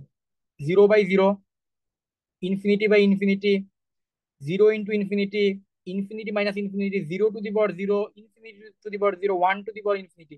এইরকম 7 ধরনের ইনডিটারমিনেন্ট ফর্ম আমাদের কিন্তু আছে, ঠিক আছে? তো এই ইনডিটারমিনেন্ট ফর্ম থেকে আমাদের হচ্ছে বিসিএস এর যে রিটেন পরীক্ষাটা থাকে, ওই রিটেন পরীক্ষায় আমাদের প্রায় হচ্ছে কোশ্চেন থাকে ইনডিটারমিনেন্ট ফর্ম দিয়ে দেয়, ওগুলা লিমিট বের করতে দেয় আর কি, ঠিক আছে? তো আমাদের লিমিটের প্রবলেম এমসিকিউ তে আরো বেশি আসার চান্সেস আছে, কারণ যেহেতু লিমিটের প্রবলেম থেকে এমসিকিউ দেওয়াটা সোজা, ঠিক আছে? তাহলে লিমিটের প্রবলেম গুলো আমাদের একটু বুঝতে হবে ভালোভাবে, ইনডিটারমিনেন্ট ফর্ম গুলাকে কিভাবে ডিল করতে হয়। কারণ ইনডিটারমিনেন্ট ফর্ম ডিল করার ওয়ে কয়টা জানি আমরা। ইনডিটারমিনেন্ট ফর্ম ডিল করার ওয়ে হচ্ছে সবচেয়ে কমন ওয়েটা কি আমাদের পরিচিত বলা যাবে? সবচেয়ে কমন ওয়ে কোনটা? কোন ওয়েতে আমরা ইনডিটারমিনেন্ট ফর্ম গুলাকে, লিমিটিং ভ্যালু গুলাকে বের করি? এল হপিটাল দেন। এল হপিটাল সবচেয়ে কমনলি আমরা এল হপিটালকে ইউজ করি। আবার আমরা অনেক সময় ইনডিটারমিনেট ফর্ম থাকলে সিরিজ সলিউশনের সাহায্যও নিই, ওই বিভিন্ন সিরিজ বসায় দিই, তখনও কিন্তু করা যায়, ঠিক আছে? সো আমরা এখানে চেষ্টা করবো এল হপিটাল দিয়ে ম্যাক্সিমাম প্রবলেম করার। সো ইনডিটারমিনেট প্রবলেম গুলাকে আমরা ডিল করার ট্রাই করবো। তো এল হপিটাল রুলটাও আমরা জানি। ফাংশন যদি একটা জিনিস বসাইতে গেলে যদি আমরা ইনডিটারমিনেট ফর্ম আসে 0/0 অথবা ইনফিনিটি/ইনফিনিটি ফর্মটা চলে আসে, তখন আমরা কি করবো? উপরের ফাংশনটাকে আবার ডিফারেন্সিয়েশন করব, নিচের ফাংশনটাকে আবার ডিফারেন্সিয়েশন করব। তারপরে আমরা আর কি করব? লিমিট বের করা, লিমিট এক্সিস্ট করে কিনা সেটার জন্য লিমিটের মানটা বসায় চেক করব। যদি দেখি তারপরও ভ্যালু আসতেছে না, তাহলে আমরা আবার ডিফারেন্সিয়েশন করবো। এই প্রসেসটাকে আমরা কন্টিনিউ করবো, ঠিক আছে? যদি 0/0 অথবা ইনফিনিটি/ইনফিনিটি ফর্ম থাকে তখন আমরা এই কাজটা করবো। ওকে। আচ্ছা, তো sin x/x এইটার লিমিটিং ভ্যালু হচ্ছে 1। তো আমরা এটা এল অরবিটাল দিয়েও করতে পারি। ln x/x এটার লিমিটিং ভ্যালু হচ্ছে 0 আসবে, এটা আমরা এল অরবিটাল দিয়ে করতে পারি। ln x কে 1/x বানাই ফেললাম, x কে 1 বানাই ফেললাম। তো এই আর কি বিষয়, ঠিক আছে?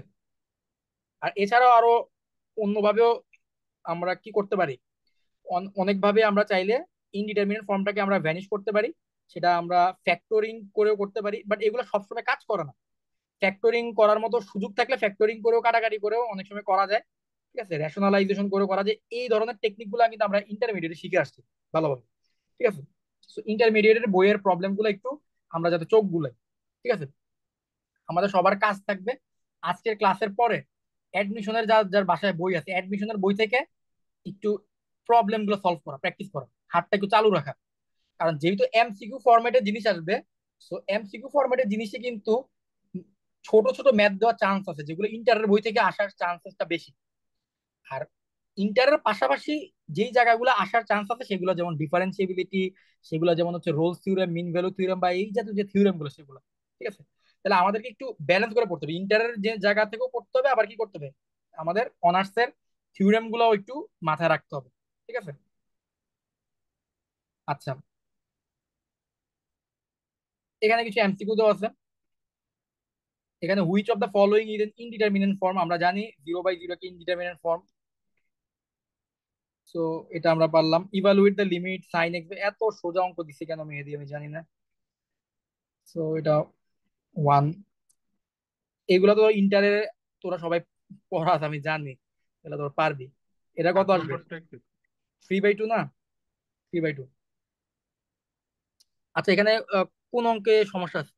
7 নম্বরটা একটু দেখুন। 7 নম্বরে? 7 নম্বরে আমাদের এখানে কি আসে?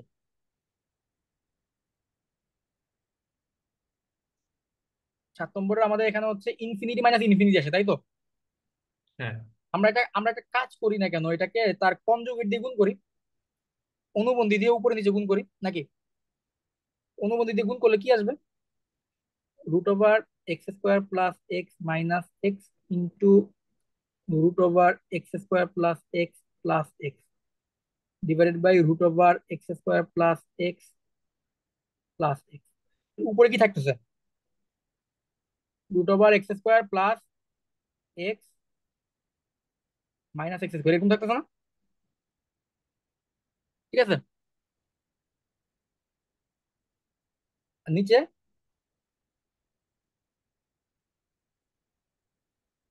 +x। তো এটা কাটাকাটি চলে যাওয়ার পরে x ডিভাইডেড বাই এটা থাকতেছে না? এইবার দেখতো ইনফিনিটি বাই ইনফিনিটি ফর্ম চলে আসছে না?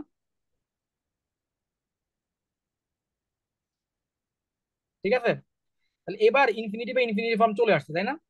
এখন তুই চাইলে এল হসপিটাল দিয়েও করতে পারো, অথবা তুই চাইলে একটা কাজ করতে পারো, এই যে রুটের ভিতর থেকে তুই এক্স স্কোয়ারকে কমন দিলে তোর আসতে হচ্ছে 1 + 1/x, এইটার হচ্ছে রুট প্লাস এক্স। পরের লাইনে তুই যদি আবার রুটটাকে করস তাহলে তুই কি হইতেছে, x × √1 + 1/x প্লাস এক্স। এই এক্স সব এক্স কেটে দিলে এবার তুই ইনফিনিটি বসা। এবার লিমিট এক্সটেন্স টু ইনফিনিটি বসাতে কত আসে দেখতো? উপরে 1, নিচে হচ্ছে 1 1 আসবে না? + 0 + 1 হাফ আসে না? হ্যাঁ। তাহলে এটা কত আসলো? হাফ আসলো নাকি? বি নম্বরটা অ্যান্সার। তাহলে বি নম্বরটা হচ্ছে অ্যান্সার, ওকে। আচ্ছা, তাহলে আমরা বুঝলাম এটা। clear। আকিল 8 নাম্বারটা একটু দেখতো। হ্যাঁ দেখি, আমরা দেখি, এগুলো সমস্যা নেই। আচ্ছা, এই যে x⁴ এই যে কি করবি অলয়দাকে আমাদের যদি মাথায় রাখবি, ধর এই যে 0⁴ আকৃতি, এটাও তো একটা ইনডিটারমিনেন্ট ফর্ম না? এটা কিন্তু একটা ইনডিটারমিনেন্ট ফর্ম। আরে এই ফর্মটা দেখলে আমার খুব কষ্ট লাগে, এবার আমি বিসিএস এটা একটা ভুল করে আসছি। এই একটা বুঝছো, আমাদের বিসিএস কোশ্চেন দেখছো কিনা জানি না, একটা সূচকের একটা প্রবলেম ছিল, ঠিক আছে। তো সূচকের প্রবলেমের ক্ষেত্রে তো ওইটার ধর এক্স আর ওয়াই এর মান আমার আসছে হচ্ছে, আমার দুইটা আসছে এক্স আর ওয়াই, একটা আসছে 0 0, আর একটা আসছে হচ্ছে 2 4। বাট শুদ্ধি পরীক্ষা আমি করি নাই। 0 0 যদি বসাই আমি মেইন ইকুয়েশনে, ঠিক আছে, তাহলে মেইন ইকুয়েশনটা চলে আসে 0⁴ ফরম্যাটে, তাহলে ওটা তো ইনডিটারমিনেন্ট ফর্ম না, তাহলে তো এটা তো নেওয়া যাবে না 0 0,0। আমি এই দুইটা অ্যান্সারই নিয়ে নিছি, দুইটা অ্যান্সারই বসে আসছি। তো হয়তো নাম্বার কাটা যাবে। যাই হোক, আমরা এই প্রবলেমটা কি করি, এই 0⁴ আকৃতির যদি ইনডিটারমিনেন্ট ফর্ম থাকে, ঠিক আছে, তখন আমরা অ্যাকচুয়ালি কি করব? তখন আমাদের কাজ হচ্ছে তখন আমাদের কাজ হচ্ছে কি কি করা, এলএন নেওয়া। তখন আমাদের কাজ কি, এলএন নেওয়া। তাহলে Y is equal to X to the power X. তো তো আমরা কি করবো, এলএন নিয়ে নিব।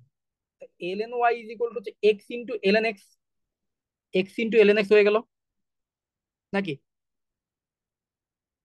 এক্স ইন্টু এলএন এক্স হয়ে গেল। ওকে, এবার আমাদের limit x tends two,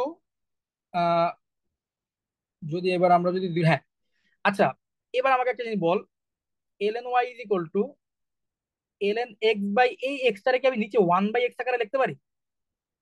one by x আকারে লিখতে পারি না, limit x tends to zero. তাহলে এখন আমাকে বলতে এটা কি ইনফিনিটি বা ইনফিনিটি ফর্মেটে আসছে? জিরো বসাইলে উপরেও ইনফিনিটি নিচেও ইনফিনিটি না?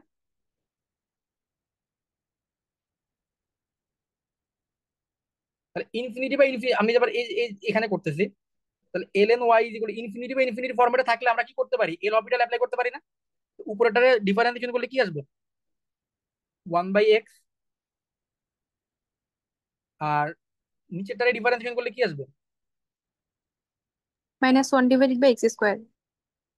Minus one by X square. তো এটা যদি আমি উল্টায় দেই, উপরে উল্টে দিলে এটা ultimately l N Y is equal to থাকতেছে লিমিট, এবার কি আমার লিমিট বসানোর সুযোগ আছে? X tends to zero minus x আসছে না?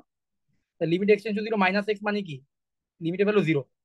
কিন্তু কার লিমিট বের করলাম জিরো, লন ওয়াই এর লিমিট বের করলাম জিরো। তাহলে ওয়াই এর লিমিট কত হবে, E to the power zero is equal to কত, ওয়ান না? এটা বুঝা গেছে?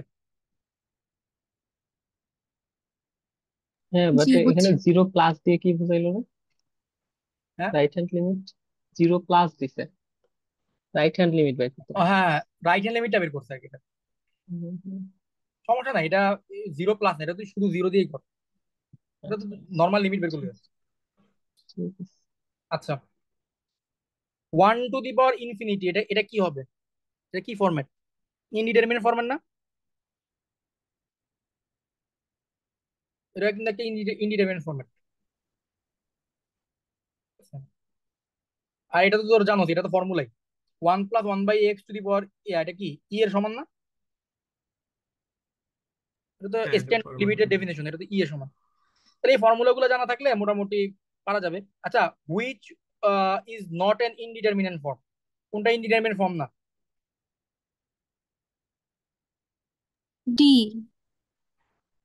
হ্যাঁ, ডি, রাইট, ডি হবে। আমরা সাতটা ইনডিটারমিনেন্ট ফর্মের মধ্যে কিন্তু ডি ছিল না, তাই না? তো বাকিগুলো দেখ, এগুলো হচ্ছে এল হসপিটাল রুল দিয়ে তোরা করতে পারবি ম্যাক্সিমাম প্রবলেমে। তোরা অ্যাকচুয়ালি যে প্রবলেম গুলো ধরছো এগুলোই ধরার মতো প্রবলেম ছিল আর কি, যেমন x to the power x, এই জাতীয় গুলো, আবার জাহিদ যেটা ধরছো এগুলো একটু আলাদা ছিল। বাকিগুলো তোরা নিজেরা পারবি, ঠিক আছে? ওকে,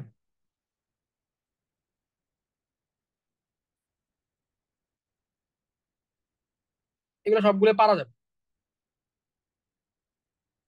আচ্ছা, এবার আসি maxima, minima, increasing, decreasing, concave up, concave down, এগুলো থেকে এমসিকিউ অবশ্যই থাকবে, ঠিক আছে? আমরা একটা এটা চলেছে, কোন একটা ফাংশন যদি দেওয়া থাকে, ওই ফাংশনের, হুম, কোন একটা ফাংশন যদি দেওয়া থাকে, ওই ফাংশনটা ইনক্রিজিং কখন হয়? ইনক্রিজিং হয় যখন ওই ফাংশনটার ডেরিভেটিভটা কি হয়, জিরো থেকে বড় হয়। এফ প্রাইম এক্স জিরো থেকে বড় হইলে কি ফাংশনটা increasing, F prime extra zero থেকে বড় হইলে কি ফাংশনটা ইনক্রিজিং, আর এফ প্রাইম এক্সটা জিরো থেকে ছোট হইলে ফাংশনটা কি, এফ প্রাইম এক্সটা জিরো থেকে ছোট হইলে ফাংশনটা কি, ডিক্রিজিং, ঠিক আছে? সো আর লোকাল ম্যাক্সিমা, লোকাল মিনিমা কি, আচ্ছা ওগুলো আমাদের ফার্স্ট ডেরিভেটিভ টেস্ট দিয়ে আমরা বের করতে পারবো। আমাদের first derivative is equal two, আমরা প্রথমে জিরো ধরি। আমরা তো গুরুমান লঘুমান এগুলো বের করা ইন্টারমিডিয়েট শিখছি, তাই না? এগুলো আর আমার ওইভাবে এক্সপ্লেন করার কিছু নাই। First derivative is equal to zero ধরবো, জিরো ধরে যেই এক্স এর মানটা পাবো, সেই এক্স এর মানটা সেকেন্ড ডেরিভেটিভের ভিতরে বসাবো। বসালে যদি জিরো থেকে ছোট আসে, তার মানে ওই এক্স এর মধ্যে কি আছে, ওই এক্স এর মধ্যে ম্যাক্সিমাম আছে, ম্যাক্সিমাম আছে। আর যদি সেকেন্ড ডেরিভেটিভের ভ্যালুটা জিরো থেকে বড় আসে, তখন ওই এক্স এর মধ্যে কি পাওয়া যাবে, ওই এক্স এর মধ্যে মিনিমাম পাওয়া যাবে, মিনিমাম পাওয়া যাবে, ঠিক আছে? ক্রিটিক্যাল পয়েন্ট কিভাবে বের করে, ক্রিটিক্যাল পয়েন্ট হচ্ছে F prime x is equal to zero ধরতে হয়, জিরো ধরে এক্স এর যেই মানটা পাওয়া যায় সেটাকে বলা হয় আমাদের ক্রিটিক্যাল পয়েন্ট। আর কনকেভ আপ কখন হবে, এফ ডাবল প্রাইম এক্স এর ভ্যালুটা যদি জিরো থেকে বড় হয় তখন সেটাকে আমরা বলি concave up. F double prime x এর ভ্যালুটা যদি জিরো থেকে ছোট হয় তখন সেটাকে আমরা বলি কনকেভ ডাউন। এই জিনিসগুলো জাস্ট আমাদের ডেফিনেশন গুলো মাথার মধ্যে থাকলেই আমরা এখান থেকে এমসিকিউ গুলো করতে পারবো। ঠিক আছে? তো কখন কনকেভ আপ কখন কনকেভ ডাউন এই ডেফিনেশন গুলো জাস্ট থাকা লাগবে আমাদের মাথার মধ্যে। ওকে, তাহলে আমরা প্রবলেম সলভ করতে পারবো। আরেকটা জিনিস আমাদের থাকা লাগবে, জানা লাগবে, যেটা জানলে আমরা এখানে সবগুলো প্রবলেম করতে পারবো, সেটা হচ্ছে ইনইকুয়ালিটি সলভ। আমরা কি ইনইকুয়ালিটি সলভ করতে পারি? এখানে যারা আছে কারোর কি এমন সমস্যা আছে যে ইনইকুয়ালিটি সলভ করতে সমস্যা? মনে করলাম x into x minus two, এটা ইজিগুলো যদি জিরো থাকতো, এটা তো ইকুয়ালিটি, তাহলে এক্স এর ভ্যালু হইতো জিরো আর এক্স এর ভ্যালু হইতো টু। বাট এই জিনিসটা যদি ইজ গ্রেটার দেন জিরো হয় তখন কি আমরা সলভ করতে পারবো? অথবা x into x minus two এটা যদি লেস দেন জিরো হয় তখন কি সলভ করতে পারবো? এই কিন্তু ইনইকুয়ালিটি সলভ সংখ্যা করতে পারলে হুম, বল। সংখ্যা রেখা দিয়ে টেস্ট করলে হয় যায় না ওই সংখ্যা দুইটা রেখা দিয়ে বিন্দুতে? টেস্ট করলেই হয়েছে, সংখ্যা রেখা দিয়ে টেস্ট হুম, করলেই হয়েছে, সংখ্যা রেখায় কয়েকটা রিজিয়নে ভাগ করে সংখ্যা রেখা দিয়ে টেস্ট করলেই হয়েছে। তো ইনইকুয়ালিটি সলভ যদি কারো কোনো সমস্যা থাকে তাহলে আমি একটু দেখাবো। ইনইকুয়ালিটি সলভ নিয়ে যদি সমস্যা না থাকে, এইখানে ইনক্রিজিং ফাংশনের ব্যবধি বের করা বা ইন্টারভাল বের করা, কোন ইন্টারভালে ইনক্রিজিং কোন ইন্টারভালে ডিক্রিজিং, এগুলা বের করা কোনোটাই সমস্যা হবে না। ঠিক আছে, এগুলা বের করা কোনোটাই সমস্যা হবে না, ম্যাক্সিমা মিনিমা কোনোটা বের করাই সমস্যা হবে না। ওকে, এগুলো একদম ইজি হয়ে যাবে। তো কারো কি সমস্যা আছে ইন্টারভাল বের করার ক্ষেত্রে? একটু দেখাই দিয়ে যান, কারণ অনেকদিন আগে করছি তো ভুলে গেছি। হ্যাঁ হ্যাঁ অবশ্যই। তাহলে আমরা বড় একটা কাজ করি, একটা প্রবলেম থেকে আমরা যাই। ঠিক আছে, এই প্রবলেমটা যদি আমরা দেখি 1 নম্বর এমসিকিউ। আচ্ছা বাই দ্য ওয়ে, আমাদের এই কনসেপ্ট গুলোতে কোনো সমস্যা আছে? ইনক্রিজিং যে F prime x is greater than zero হবে, ডিক্রিজিং যে F prime x is less than zero হবে, বা ম্যাক্সিমাম মিনিমাম কিভাবে বের করে, সেকেন্ড ডেরিভেটিভ টেস্টের বিষয়টা, ক্রিটিক্যাল পয়েন্টের বিষয়টা, কনকেভ আপ কনকেভ ডাউন, এই কনসেপ্ট গুলোতে কারো কোনো সমস্যা আছে? এটা না থাকলে তাহলে আমরা প্রবলেম সলভিং এর মাধ্যমে আমরা ইনইকুয়ালিটি সলভটা শিখে ফেলবো। ওকে, এখানে কারো সমস্যা নাই? ওকে, তাহলে আমরা প্রবলেম সলভিং এর মাধ্যমে ইনইকুয়ালিটি সলভটা একটু শেখার চেষ্টা করি। তো এখানে বলছে the function F X is increasing in which interval. তাহলে আমরা এফ এক্সটা যেহেতু জানি, তাহলে আমরা এফ প্রাইম এক্সটা একটু বের করি। তাহলে এফ প্রাইম এক্স কত হবে এখানে? 3x² minus 6x, 3x² minus 6x। আচ্ছা, আমরা জানি ইনক্রিজিং হওয়ার জন্য এই এফ প্রাইম এক্স কে কি হইতে হবে? জিরো থেকে বড় হওয়া লাগবে। এটাকে যদি জিরো থেকে বড় হওয়া লাগে, তাহলে এটাকে আমরা যদি উৎপাদকে ভাগ করি তাহলে আমরা কি পাচ্ছি? 3x into x minus two is greater than zero. আচ্ছা, আমরা কি করব? প্রথমেই আমাদের যেই জিনিসটা থাকবে, যেই ফাংশনটা থাকবে, ওটাকে আমরা উৎপাদকে বিশ্লেষণ করব, ফ্যাক্টরাইজ করব। ফ্যাক্টরাইজ করার পর আমরা একটা সংখ্যা রেখা টানবো। ফ্যাক্টরাইজ করার পর কি করবো? একটা সংখ্যা রেখা টানবো।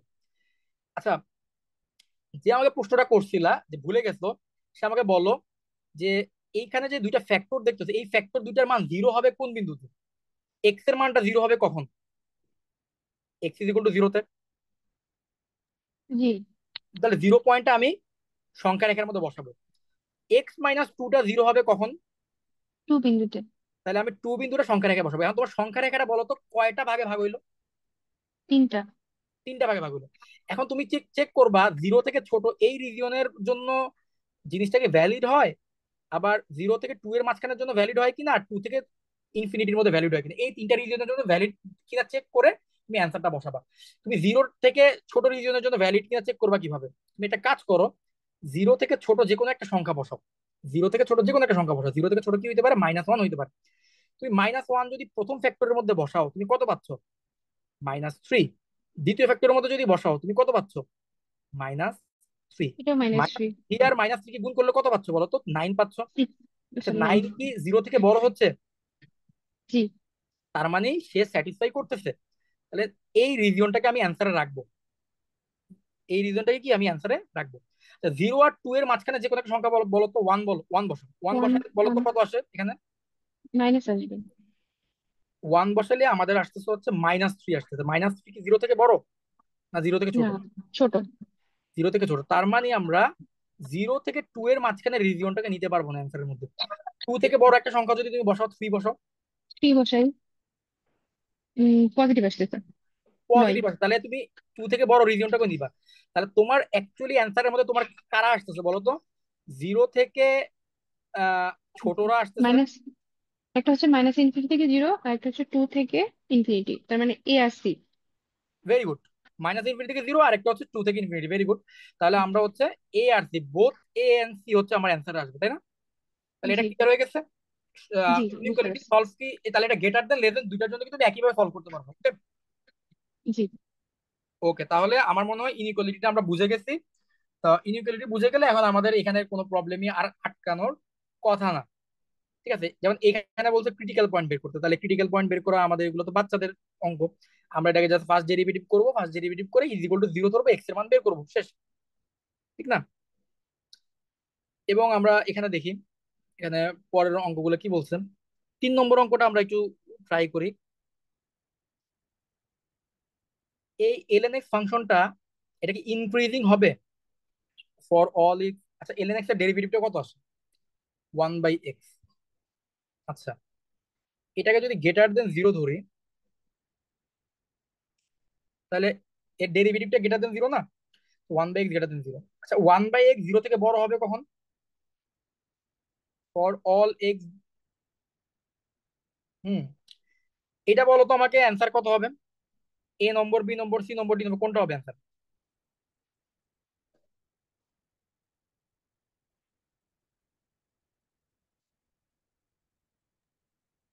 এ এ নম্বর কি হবে হয়? এ।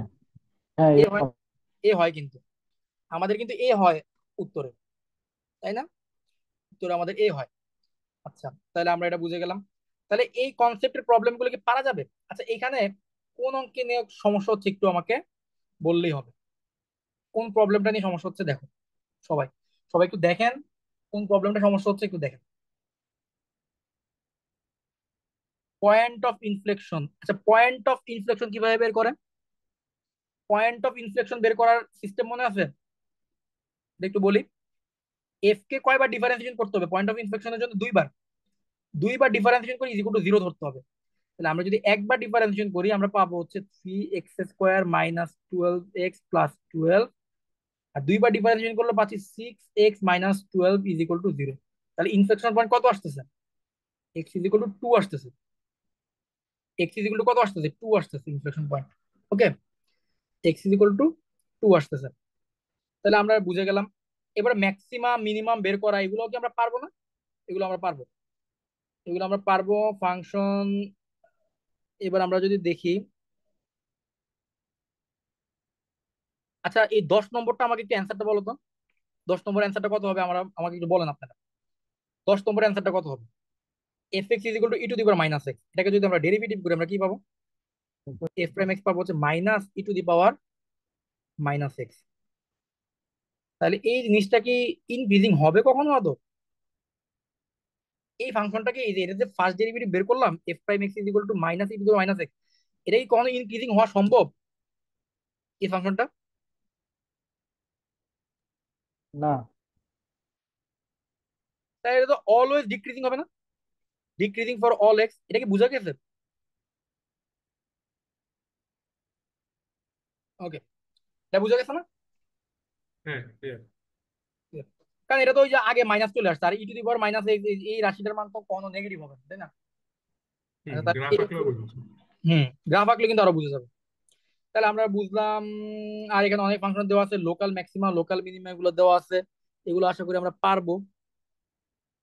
ঠিক আছে।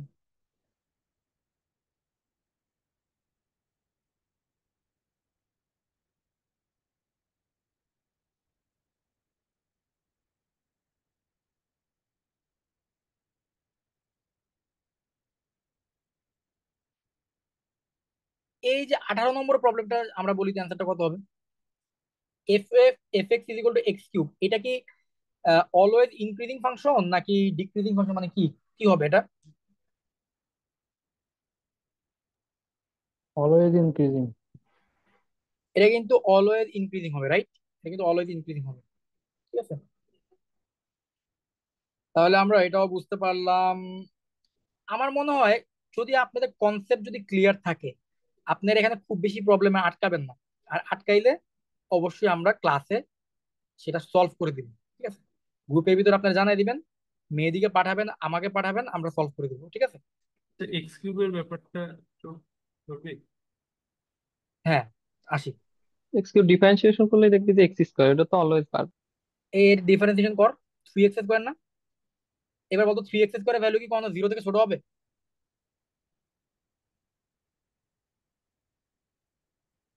Always increment x. তাহলে এটা অলওয়েজ ইনক্রিজিং হবে। ক্লিয়ার? হ্যাঁ ক্লিয়ার। ওকে, তাহলে 14 নম্বরটা আমরা পারবো? 14 নম্বরটা দেখি। 14 নম্বরটা বলতো আমাকে কত হবে? এফ প্রাইম এস কত আসে? 1 - 1/x²। ঠিক আছে, তাহলে এইটাকে ডিক্রিজিং হবে অবশ্যই। ও, এটা ডিক্রিজিং কোন রেঞ্জে? তার ডিক্রিজিং মানে এটা লেস দেন 0। এবার এবারে সলভ করে বলতো কত আসবে?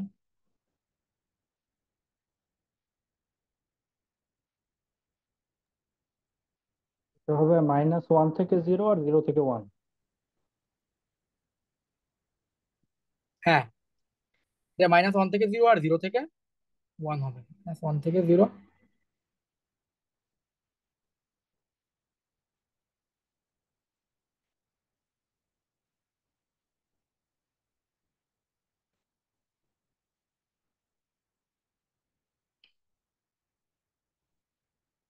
না, এটা তো -1 থেকে +1 দেওয়া অ্যান্সার। হ্যাঁ হ্যাঁ, ফুল -1 থেকে ওই তো, +1 হওয়ার কথা। ইউনিয়ন নিলে তো ওইটাই হয়ে যায়। না হ্যাঁ না, হ্যাঁ, মাইনাস আচ্ছা আচ্ছা মাইনাস আচ্ছা, ওয়ান হ্যাঁ, থেকে ওঠে। -1 থেকে 1। ঠিক আছে, তাহলে এই হচ্ছে বিষয়। হ্যাঁ, -1 থেকে 1। আচ্ছা, তাহলে আমার মনে হয় এগুলো পারা যাবে নাকি? তুই নিজেটা ট্রাই করিস। কে? সো এবার হচ্ছে স্পর্শকের সমীকরণ, ওই যে ট্যানজেন্ট লাইন আমরা ইন্টারমিডিয়েট শিখাই, হ্যাঁ? যে কোনো একটা পয়েন্টে তাইলে আমরা কি করতে পারি? আমরা তো অলরেডি ডিফারেন্সিয়েশন শিখে গেছি, মানে কি স্পর্শক মানে ঢাল বের করা শিখে গেছি। ট্যানজেন্টের কি বের করা? ট্যানজেন্টের ঢাল বের করা, স্লোপ বের করা, এটা শিখে গেছি। তাহলে এখন আমি y - y1 = m × x - x1, এটা তো আমরা জানি একটা সরলরেখার সমীকরণ, স্টেইনের ইকুয়েশন। y - y1 = এই m এর জায়গায় আমি কাকে বসাই দিব? এই ঢাল মানেই তো বেসিক্যালি আমার স্পর্শকের ঢাল, তাই না? তাহলে এখানে আমি এফ প্রাইম এক্স বসাই দিব। আর নর্মাল লাইনের সাথে ট্যানজেন্ট লাইনের পার্থক্য কি হবে? নর্মাল লাইনের ঢাল কত হবে? ট্যানজেন্ট লাইনের ঢাল যদি হয় এফ প্রাইম এক্স, তাহলে নর্মাল লাইনের ঢাল কত হবে? -1/f প্রাইম এক্স হবে না? এটাকে আমরা বুঝি, কারণ আমরা দেখি যে ট্যানজেন্ট লাইন আর নর্মাল লাইন কি পরস্পর 90 ডিগ্রি ভাবে থাকে না? আর 90 ডিগ্রি অ্যাঙ্গেলে থাকা দুইটা সরল রেখার ঢাল দ্বয়ের গুণফল কত হবে? এর ঢাল যদি হয় m1 আর এর ঢাল যদি হয় m2, তাহলে m1 আর m2 এর গুণফলটা কত হবে? -1 হবে না? -1। -1 হবে, তাই না? তো ওইখান থেকে আমরা একজনের ঢাল যদি হয় m1 আর একজনের ঢাল হবে -1/m1, ঠিক আছে, নেগেটিভ রেসিপ্রোকাল হবে। ওকে, তাহলে নর্মাল লাইনের ইকুয়েশনও আমরা এভাবে বের করতে পারবো, ঠিক আছে? আর ট্যানজেন্টের স্লোপ হচ্ছে dy/dx at x = a, এগুলো আমরা জানি। আর এই যে এই হচ্ছে সেই ইকুয়েশনটা আমরা জানি। ঠিক আছে, আমি জাস্ট প্রথম ক্লাসে থিওরি গুলা সম্পর্কে একটু ধারণা দিচ্ছি, কিছু কিছু অঙ্ক ধরায় দিচ্ছি। সো আমার মেইন টার্গেটটা হচ্ছে আপনারা বেশি বেশি প্র্যাকটিস করবেন, আপনারা বেশি বেশি প্র্যাকটিস করবেন, বেশি বেশি সমস্যা বাইর করবেন, সমস্যা বাইর করে সমস্যাগুলো আমাকে দিবেন, আমাদেরকে দিবেন, আমরা এগুলো নিয়ে আলোচনা করবো। তখন হচ্ছে আপনাদের কনফিউশন গুলো ক্লিয়ার হবে, ঠিক আছে? তো আমি বেশি বেশি প্র্যাকটিস করাবো, ওইটা বেশি কার্যকর হবে, ঠিক আছে? আচ্ছা আচ্ছা, প্যারামেট্রিক কার্ভের আমরা ট্যানজেন্ট বা প্যারামেট্রিক কার্ভের ডিফারেন্সিয়েশন আমরা কিভাবে করি? Say for example x = cos t আর y = sin t, তাহলে dy/dx এখন কত হবে প্যারামেট্রিক ফাংশনের ডিফারেন্সিয়েশন? এই y রও t এর সাপেক্ষে ডিফারেন্সিয়েশন করতে হবে না? আবার x রও কি t এর সাপেক্ষে ডিফারেন্সিয়েশন করতে হবে, তাই না? y t এর সাপেক্ষে করলে কি sin t কে t এর সাপেক্ষে করলে কি আসবে? cos t। আর cos t কে t এর সাপেক্ষে করলে কি আসবে? -sin t। অর্থাৎ অ্যান্সার কত আসবে? -10t। ঠিক আছে, সো প্যারামেট্রিক ফাংশনের ডিফারেন্সিয়েশনটা আমরা আশা করি বুঝতে পারলাম। প্যারামেট্রিক ফাংশনের ডিফারেন্সিয়েশন কি করতে হয়? ওই ওয়াই রেও টি এর সাপেক্ষে ডিফারেন্সিয়েশন করতে হয়, এক্স রো টি এর সাপেক্ষে করতে হয়। অর্থাৎ টি বলতে টি না, এখানে হচ্ছে যেই প্যারামিটারটা দেওয়া থাকবে, থিটা দেওয়া থাকলে ওই ওয়াই কেও থিটার সাপেক্ষে ডিফারেন্সিয়েশন করতে হবে, এক্স কেও থিটার সাপেক্ষে ডিফারেন্সিয়েশন করতে হবে। ওকে, তাহলে এই হচ্ছে গিয়ে বিষয়। আচ্ছা, ক্লাস শেষ করে দিতে বলতেছে। আমি আর বেশিক্ষণ নিব না, আর হয়তো বা 15 মিনিট সর্বোচ্চ। ঠিক আছে? আর দুইটা কার্ভের মধ্যবর্তী অ্যাঙ্গেল কিভাবে বের করে? আচ্ছা, দুইটা সরলরেখার মধ্যবর্তী অ্যাঙ্গেল কিভাবে বের করে? দুইটা সরলরেখার মধ্যবর্তী অ্যাঙ্গেল, এই সরলরেখার ঢাল যদি হয় M1, এই সরলরেখার ঢাল যদি হয় M2, তাহলে আমরা তাদের মধ্যবর্তী অ্যাঙ্গেল কিভাবে বের করতে পারি? এই যে মাঝখানে যে থিটাটা থাকে, থিটাটা কিভাবে বের করি আমরা? Tan theta is equal to M1 minus M2 divided by 1 plus M1 into M2। এটাই তো হবে নাকি? এইটাই তো হবে টেন থিটার ফর্মুলা। কিন্তু কার্ভের মাঝখানে আসলে অ্যাঙ্গেল কিভাবে বের করি এটা তো বুঝলাম না। এইটা কি কেউ বুঝছেন? দুইটা কার্ভের মাঝখানে অ্যাঙ্গেল, স্ট্রেট লাইনের মাঝখানে অ্যাঙ্গেল বুঝি, বাট কার্ভের মাঝখানে অ্যাঙ্গেলটা কি?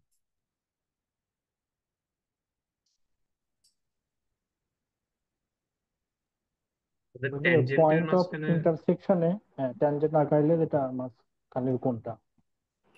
Very good, very good. ওর কনসেপ্ট খুবই clear. So basically point of intersection আমরা কি করব?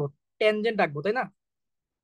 দুইটা কার্ভের ট্যানজেন্ট আঁকবো। ওই ট্যানজেন্ট গুলো তো বেসিক্যালি একটা স্ট্রেট লাইনই, তাই না? ট্যানজেন্ট গুলো তো স্ট্রেট লাইন।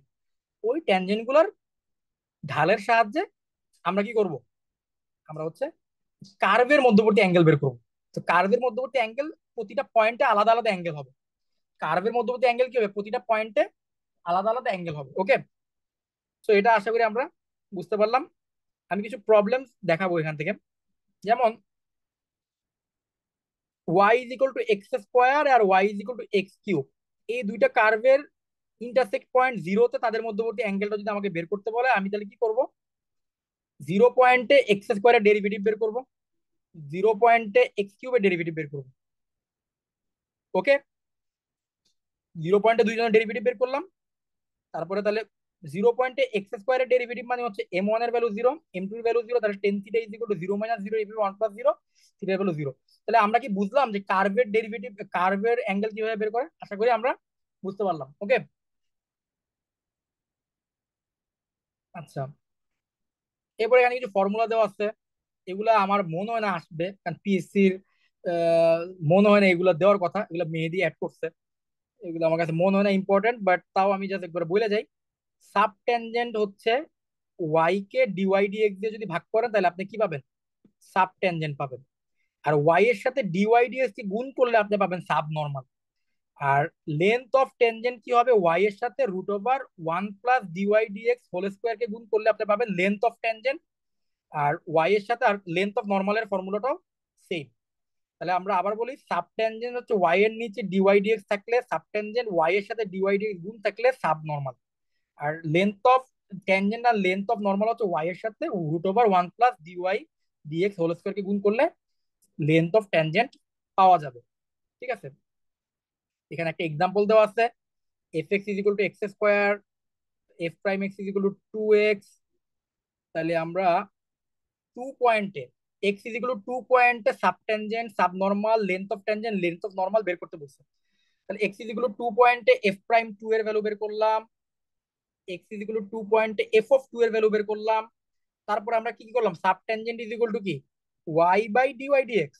সো ওয়াই মানে হচ্ছে এখানে ফাংশনের ভ্যালু অর্থাৎ এফ অফ 2, আর ডিওয়াই ডিএক্স মানে হচ্ছে F prime 2। So F prime 2 আর এফ অফ 2 কে ভাগ করলাম, আমরা পেয়ে গেলাম সাবটেনজেন্ট। এফ প্রাইম 2 আর এফ অফ 2 কে গুণ করলাম, আমরা পেয়ে গেলাম subnormal. Length of tangent same formula দিয়ে আমরা এভাবে করে ফেললাম। ঠিক আছে, তাহলে এই জিনিসগুলো আশা করি ফর্মুলা জানা থাকলেই পারা যাবে। এখানে বেশ কিছু প্রবলেম দেওয়া আছে, এই যে এরকম সাব ট্যানজেন্টের ফর্মুলা, সাব নর্মালের ফর্মুলা, ট্যানজেন্টের ফর্মুলা, এগুলো দেওয়া আছে। ঠিক আছে, তাহলে খুবই সিম্পল। যেমন এখানে কি বলছে?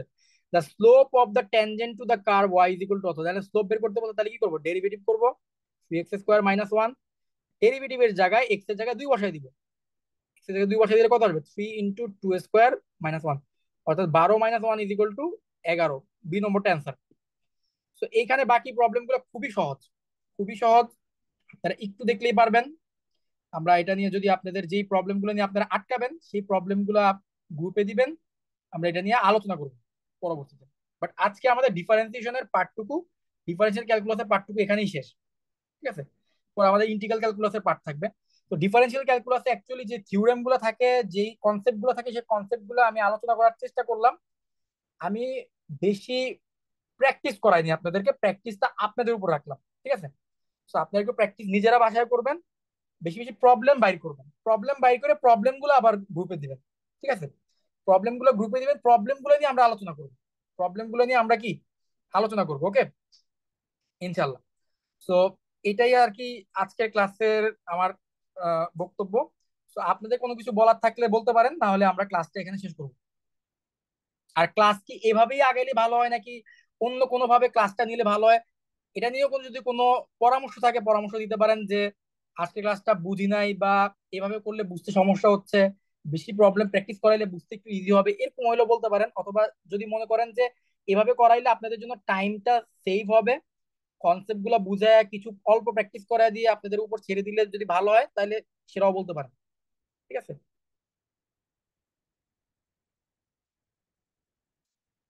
আমি তাহলে স্ক্রিনটা অফ করি।